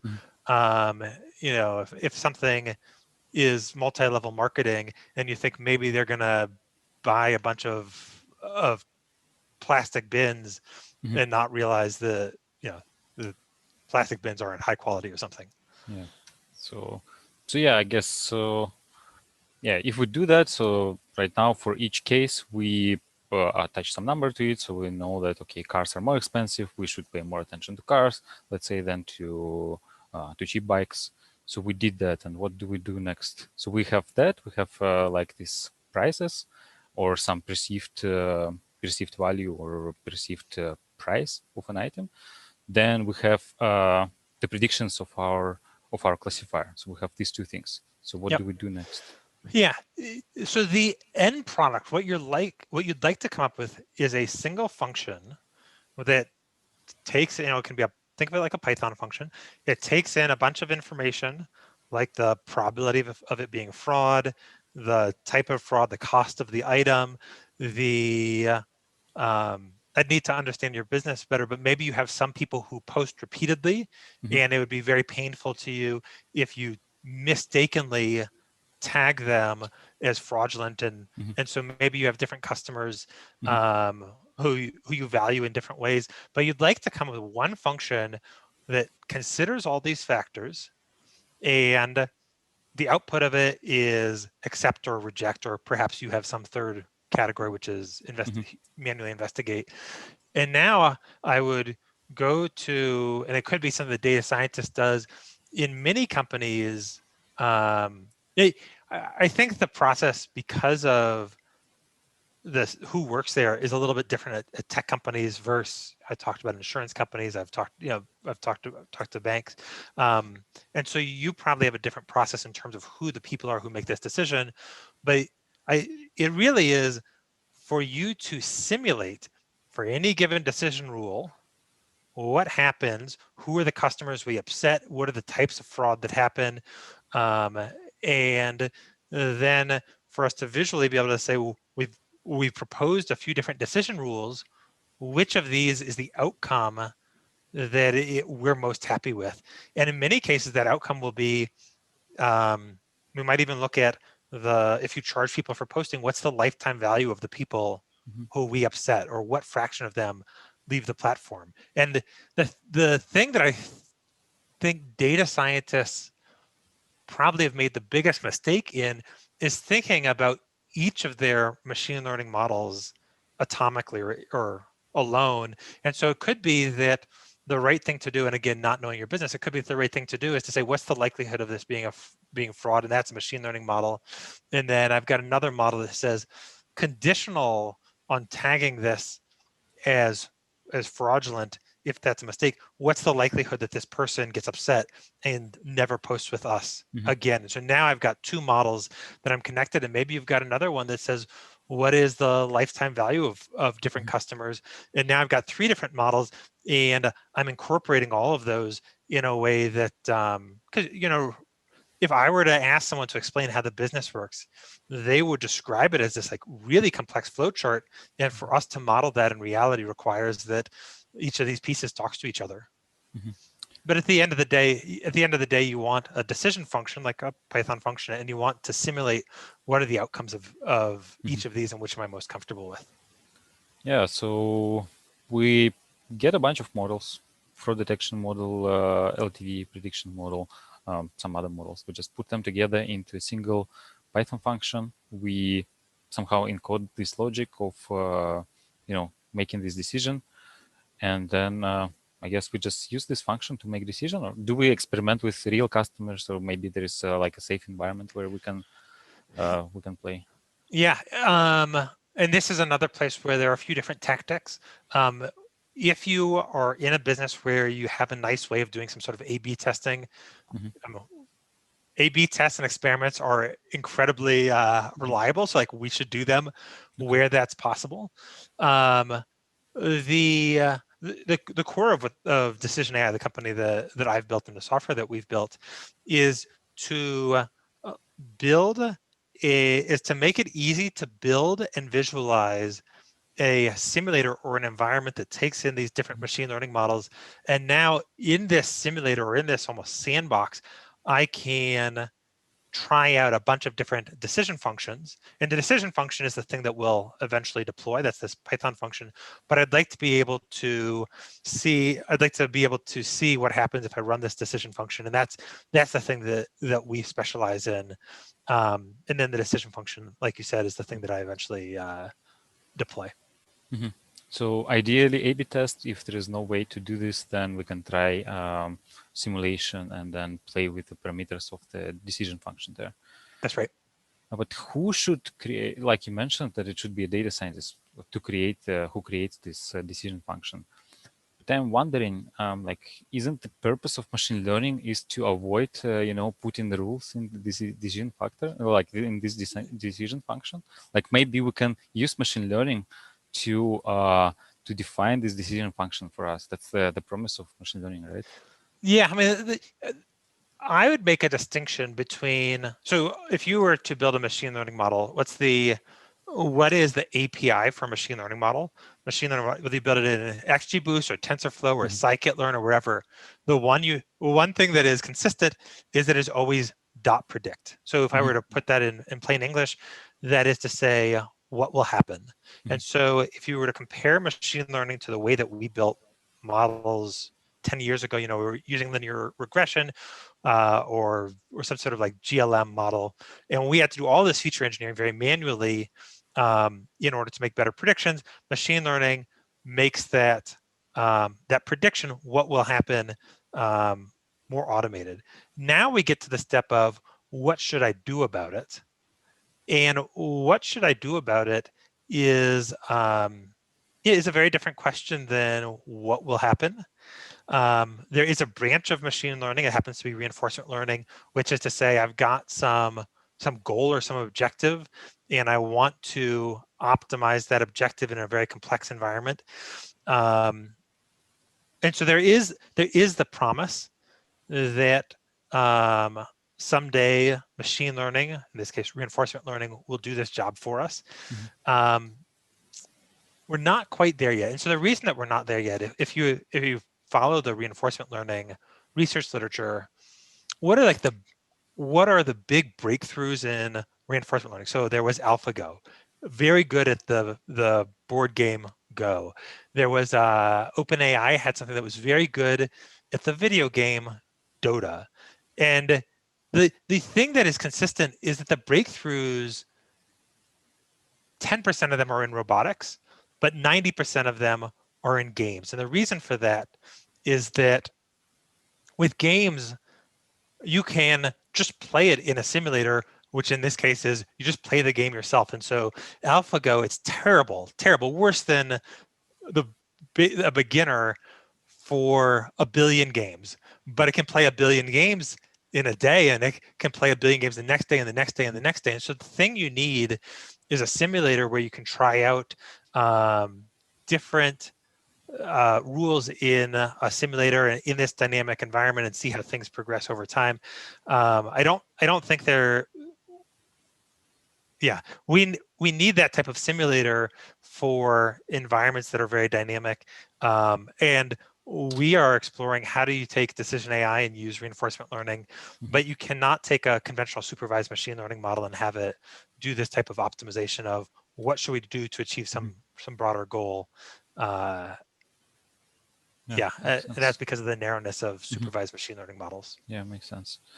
So basically, like in ideal world, and we are still not there, we would take all our supervised models, put them into this sort of ensemble model decision function, and then train this model with reinforcement learning. But we are not there yet. We don't have like proper environment where we can experiment. Well, not always where it's easy to train this model. So we usually do this manually, right, and code these rules in our decision function, right? Yeah. And then I guess the other thing I'd say is you've got some basically, I'm going to call them rules, which are very straightforward in our heads, and yet it would be hard to learn from machine learning. And so the best models of, if we go back to the airline example, the best model for how does that whole environment work is one that combines things we know and things that some structure that we know and things we can learn from machine learning. So for instance, we know that the total revenue on a flight is the sum of the revenue today plus the revenue tomorrow plus the revenue the next day until the flight takes off. So that's something that is much simpler for us to encode. It's just an identity. There's no error when we write that down. And the idea that a machine learning model would have to learn that, like, we just don't really have the right data to learn that. And it'd be, if you said I want a machine learning model to learn that, it's just very awkward. And the ML ops around it are much more complex than just saying I'm going to encode a few of these handwritten rules. And there are some places where we don't have data, but we've got some knowledge. And the right thing to do is to combine some of these rules with machine learning models, because in some cases the best knowledge is knowledge in someone's head, unfortunately. And we'd like to get to a place where you just hit a button and everything works. But we're still not there. Yeah, and I guess that person is usually not the data scientist. It's some kind of some sort of domain expert, right? It really varies a lot from business to business, and I see, yeah, because of what we do, I see so many different frameworks, human frameworks around how these decisions get made. A lot of tech companies, it is a data scientist, and maybe the data scientist talks to a product manager, and they sit down together to do it. Yeah, it really varies a ton based on based on the business and how their divisions are set up. For this to be done well, because data scientists and analysts think in terms of equations, I think that it really benefits by having a data scientist as the fingers on the keyboard. But it is something where maybe you get the data scientist and the VP who just knows the business well, or the stakeholder. Maybe they sit together and work on it. But yeah, it varies a lot from business to business. Makes sense. Yeah, I'm curious to know what are the tools that are available for this. So I guess that the company where you work develops a tool for that, for decision optimization, right? So That's right. how does the process? So let's say I have these three models: lifetime model, customer lifetime model, then I have this fraud detection model, then I have some other model. So how do I use this tool to actually to make our decisions better? Okay. Yeah. So let's start and say, so the primitives are your machine learning models. From those, we're going to have a simulator, which is the simulator is going to incorporate these and say, if you use a given decision function, then here's what will happen at the business level over a long period of time. So we've got the models, the simulator, and then the last part is the decision function. And so the first thing that you do with our software is you take your machine learning models and we have a web-based app. You just drag and drop those those machine learning models into our web-based app. So you could pickle a scikit-learn model, or you can pickle an XGBoost model, and you just drag and drop those in. And now you will we have a domain-specific language where you can write out some formulas that are the types of formulas that I mentioned in the airline example. The number of tickets we sell today is whatever we had yesterday. Sorry, the number of tickets we have to sell today is whatever we had yesterday minus what we sold yesterday. So a very simple formula. What do you sell on any given day? Well, here we're going to go and consult the demand model, and you use it in this. I've got a very Pythonic way, demand model.predict, and you feed in the arguments. And so we are going to write out a few different formulas for how the different variables evolve, and some of those will be a function of the machine learning models. And now the simulator runs this and says, all right, for a given, let's say, pricing function, here's our price on day one, here's how many tickets we sell. Given what happened on day one, it will now simulate into day two and say, well, what will the competitor's price be on day two? That could be a prediction from a machine learning model that takes in the price we set on day one. What will we sell on day two? So after it calculates everything on day two, it will now move forward to day three. For the competitor's price on day three, it'll look at what happened in day two. For how many tickets we sell on day three, it'll look at the competitor's price on day three. So it's really propagating information from one machine learning model to the next, and doing that as a sequence over time. And the exact way that it does that is going to depend on some structure or some formulas that you wrote. Yeah, I'm curious. Like, this must be quite a complex environment. So I imagine that it would, like, if I wanted to implement something like that in an environment like that with, just using pure Python and encode all that, that would probably take a while, right? But yeah, so when I was at Google, we worked on some projects that had this type of simulation technique. And the thing that I found is, if you're doing this in raw Python, you're never gonna make a simulator that is totally perfect, but you could do something that is reasonable in much less time than it takes to build a machine learning model from scratch. Because once you've got the machine learning models, a lot of it is some domain knowledge, And so in raw Python, you can do this. It's a little painful to set up, but the thing that was most painful is to iterate on it. So you create this simulator. You're going to graph some results. You take it to someone who knows the business well, but who's not a data scientist, and they say, you didn't account for such and such factor. And now in this complex system where everything integrates together, to iterate is really very, very complex and messy. And you need to calculate things in just the right order because you're piping information from one, in a sort of DAG style or Airflow style way, from one calculation to the next. And so to do it in raw Python is possible, but especially when you want to iterate and maintain it is very, very messy. And that's one of the problems that I think that's probably the number one problem that we solve. With our domain-specific language. I'm just curious, how companies use that now, if not like, are there many maybe open source tools, or people just do scripts in Python and use raw Python to create this environment? How do companies do that these days? Yeah, I mean, there aren't great tools for it, which was why I started Decision AI.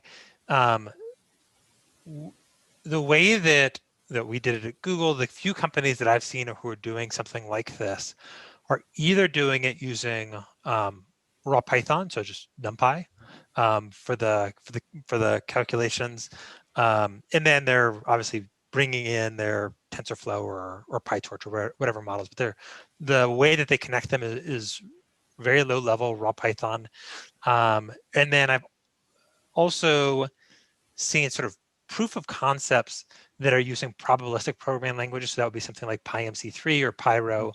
I have a hunch that someone sophisticated somewhere out there is doing this with that type of, with something like PyMC3. But I haven't seen it applied in more than a proof of concept or like a blog post about it type of setting. Okay, so basically the only alternative now is to encode it manually, or maybe like somewhere at Google or larger companies, perhaps they have something with this PyMC, but this is not something available for people to use. That's right. If someone is doing this and they don't want to use our software, which is, by the way, available for free, so I think they should use our software. But and I like I said, you can iterate 10 or 20 or 30 times faster with our domain-specific language for this. But yeah, the alternative is to do it in raw Python, and it's certainly possible. Okay. Yeah, so like coming back to my first question today about your career journey. So you mentioned a few things. So you competed on Kaggle, then you work on in DataRobot, then you worked at Google, and then you left Google and started Decision AI. So I'm curious, what did you see there in the industry that led you to this decision that's funny, to start a company called Decision AI? Yeah. So why did you decide that? So what did you see in the industry? I saw that 80% of the time when I talk to a data scientist who is using machine learning, they are, I'd say for 80% of applications, there is an important decision step that comes after the machine learning model. And most people don't realize it. And in many cases, they're deploying models, and then the rest of business actually doesn't care about the results. Or I talked about my friend who works at an airline. Actually, his group got cut in half as airlines have these financial struggles. But why did that happen? It's because they were not able to turn accurate predictions into good decisions or better business results. And I think 20% of the time, that last mile from prediction to decision is so easy that you don't need to think about it. It's almost obvious. But I would say 80% of the time, there's so much to be gained. And I actually have I strongly believe that machine learning is better than the way that we did models, with, let's say, linear regression. And so the way that we've improved predictions has made the world more efficient. I think that being rigorous about how you make these, about how you use your models, has an equally large payoff. And when I 5 years ago, when I was telling my friends, hey, you should do this sort of simulation thing that we were doing at Google, they all said I wouldn't know how to do it. Or in one case, I worked with someone outside of Google and said, hey, let's do this together. And it was just so manual and so painful that, that we couldn't do it without custom tooling, and that tooling doesn't exist. And so, yeah, I think the need for that tooling and for people to think about decisions more rigorously is so important that I couldn't think about anything else. And I would see all this machine learning research, and you'd see this improved the state of the art before the best AUC possible was 0.9 and now it's 0.91. Or, we had an accuracy of 85% and now we can make it 85.5%. And someone worked so hard on this. And then in all the places I saw it used, you build this really accurate model, you work hard to make it accurate, and then the way you use it is so bad that you almost just throw it all away. And I can't even see most machine learning now without going, how is it that you spent so much time on one little piece and then you throw away most of the utility by not using it efficiently? Yeah, that's it does resonate with what I see. Yeah, that's a good thing to do. And yeah, since this is such a good thing, so how can I, as a data scientist, start integrating it in our workflow? In actually, so let's say we have this problem that we want to solve. We think that decision optimization is the right tool. We played with this, and they think that what we see in simulation indeed looks useful, looks promising. So what are the next steps? How do we take this decision function that we did in simulation and apply to our problem? Okay, so I think the first thing that I should emphasize is that, like so many things in life, there's a big payoff to doing a little bit better than you do today. And so the thing that I suggest to everyone, if let's say you're doing binary classification, the thing that I suggest to everyone, and you can almost do this on like a piece of paper, but it's so easy, is to start with, you've got a classification problem. Just talk to someone in the business and say, what is the actual monetary value to us of every false positive, and what's the monetary value of every true positive? And now we can just do a transformation on the confusion matrix and say, how many false positives and true positives and false negatives and true negatives do we get if we set our decision threshold at 10%? What if it's 11, 12, 13? And for each of these, you can calculate out what's the monetary value of using this threshold. So this, you don't need our software for this. This is really like the very first step. But even to think about rigorously, though not in a very mathematically simple way, but at least rigorously optimize that decision threshold the same way that you were analytical in everything that you did up until now, so that you're achieving some broader outcome is I think the very first step.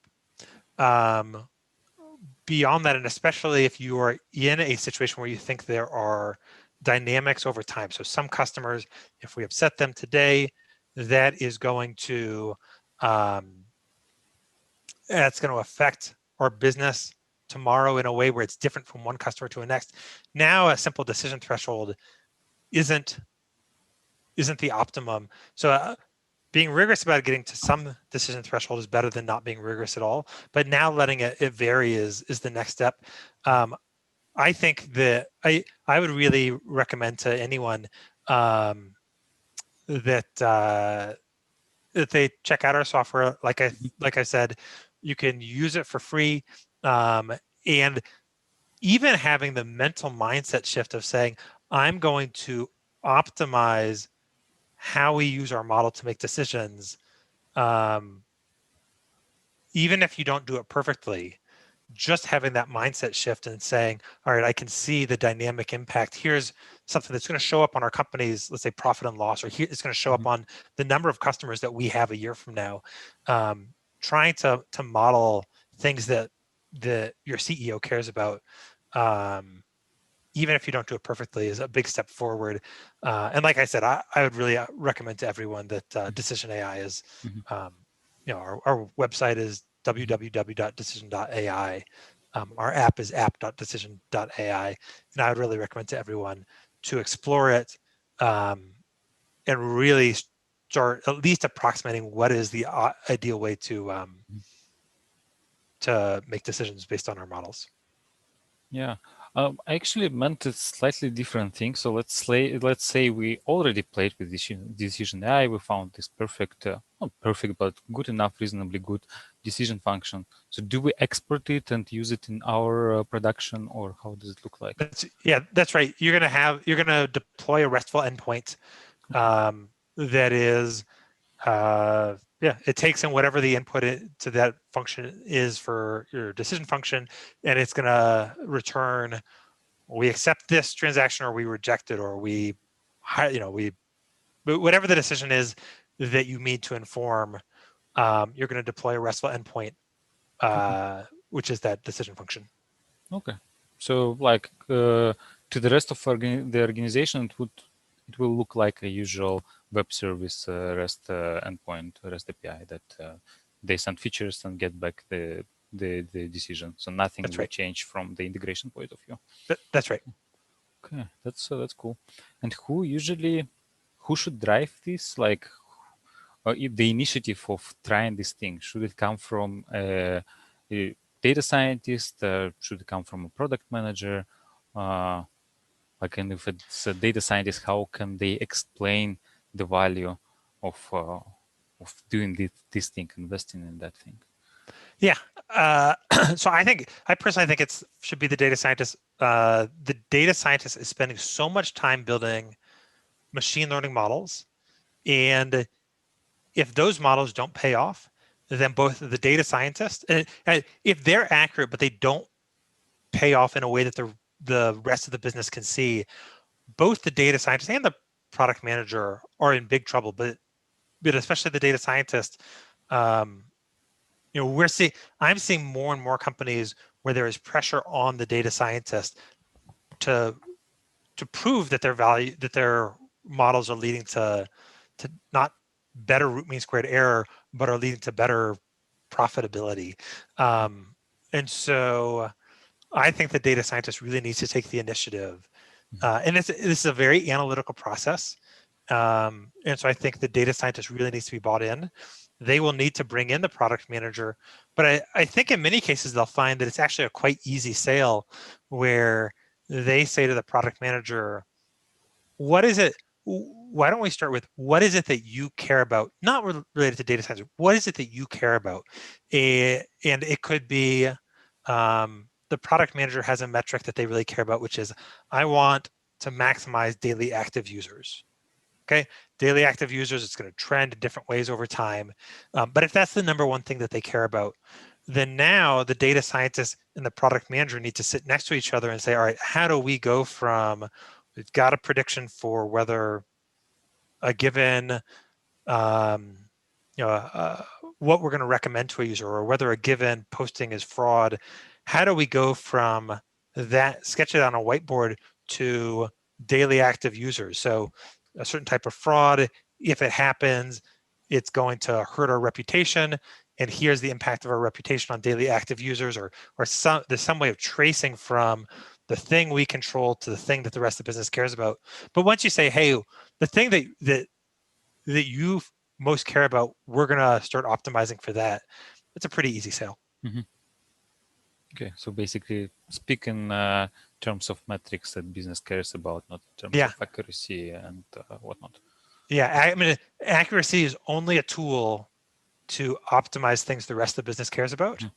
And so you really want to start with, what is it that other people care about or will be excited about? Mm-hmm. And then you're going to ensure that you achieve those broader goals. Yeah, thank you. So just want to remind that if you want to ask Dan any questions, so you can use the slider link that is pinned in the chat. And I have one more question, or maybe a couple more. So in your opinion, in which cases we don't need decision optimization? Maybe like yeah, maybe there are some simple cases, and just our model is good enough, like just Yeah, I logistic mean, regression. Or... there are certainly cases where and I don't know why you'd say the model or the prediction is good enough, but there's certainly cases where the prediction is good enough. You know, it's interesting. There's some an example that might come to mind is Netflix. So Netflix, they want to recommend things that if you watch it, you'll rate it highly. Even there, you know, so I know when I was at Google, I talked to folks at YouTube. So you could say maybe we want to optimize for what someone is going to thumbs up.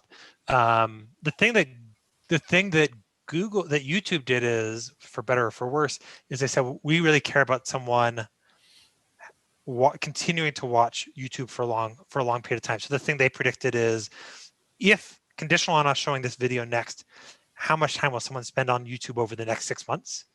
That's a, you know, if you had that prediction, in many cases, that's close enough to the big picture metric that's yeah, the prediction is probably enough. Yeah, so there are certainly cases where the prediction is enough.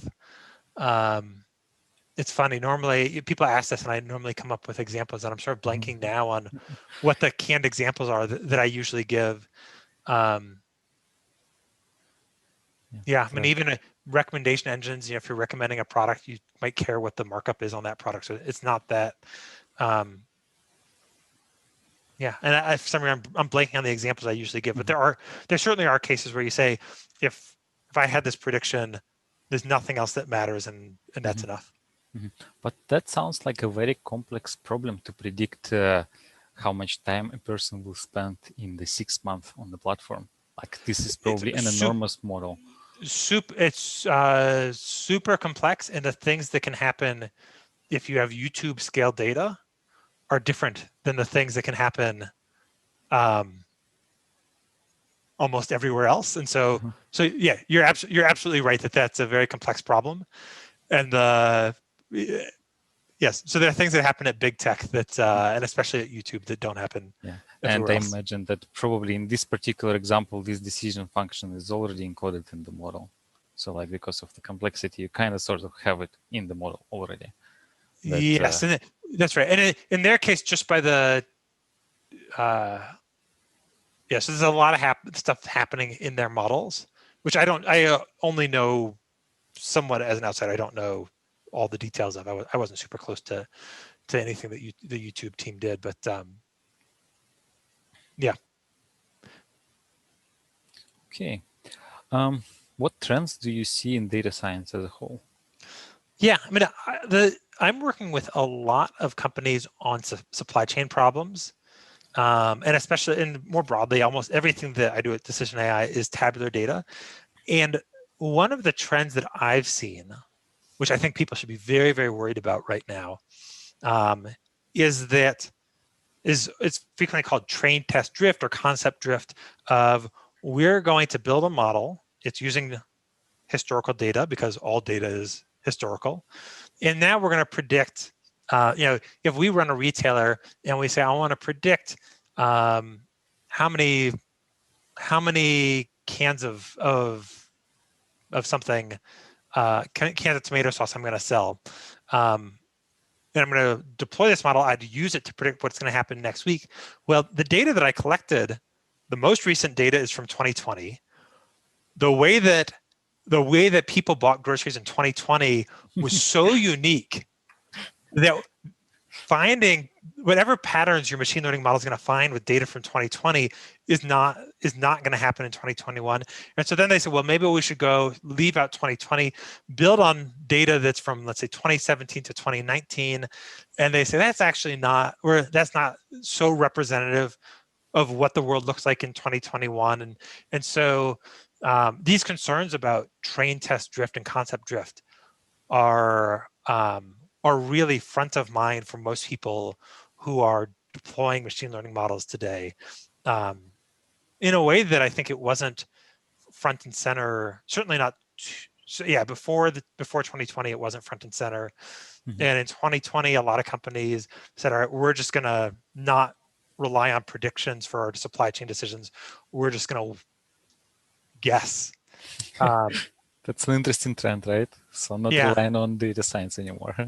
And now they're coming back and saying, all right, in 2020 we guessed.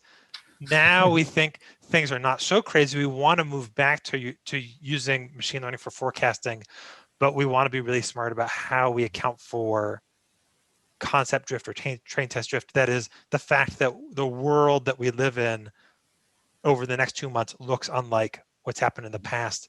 And we need to figure out a way to use machine learning, but then make those sort of adjustments.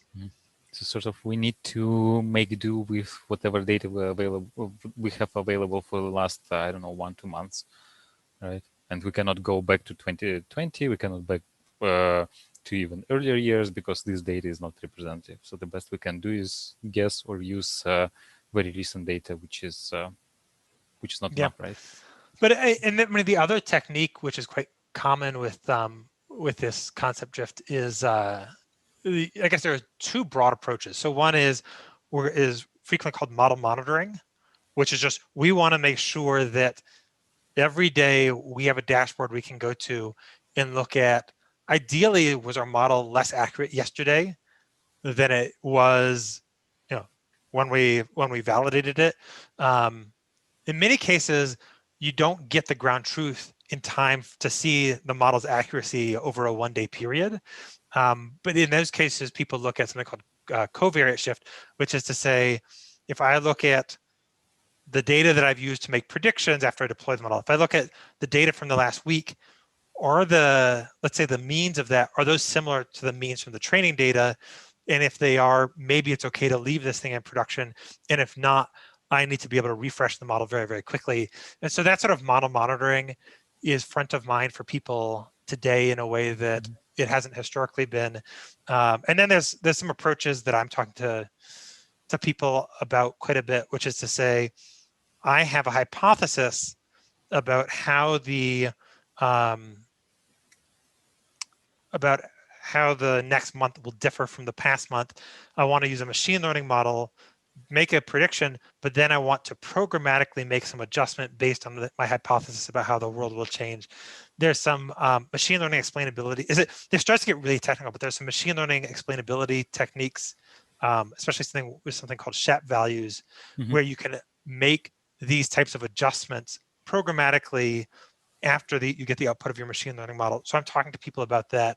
But it's front of mind for everyone now of we just live in a world that's changing so quickly that we're concerned about how much we rely on models of historical data. That's indeed a complex problem for data scientists to solve, and not just for data scientists, for businesses. Yeah, I think that's all for today. So maybe last question: how people can find you? Yeah. So on Twitter, I'm Dan S. Becker. You can, I'm on LinkedIn. I don't know. You can look me up on LinkedIn. I'm the founder of Decision AI. But people also should feel free to, if you have a data science question you're struggling with, I love chatting with people about how they go from, I know machine learning, which is something that so many people know now, to, all right, we want to use this as effectively as possible. If you've got a challenge, drop me an email, dan@decision.ai. Always enjoy chatting with people about it and we'll love to help. So that, and then Dan S. Becker on Twitter. Yeah, thanks. Thanks for, I shouldn't say thanks for coming. Thanks for joining. So these times it's Zoom calls, but it's better than nothing, right? Yeah. Okay, thanks a lot for joining. My pleasure. Yeah. Well, and thanks everyone for attending. It's been 4 hours, so not everyone stayed till this last talk. So for those who stayed, thanks a lot. For those who didn't, this will be of course uploaded as a separate video. And yeah, thanks then for coming, and thanks everyone for attending. And see you next week. Goodbye.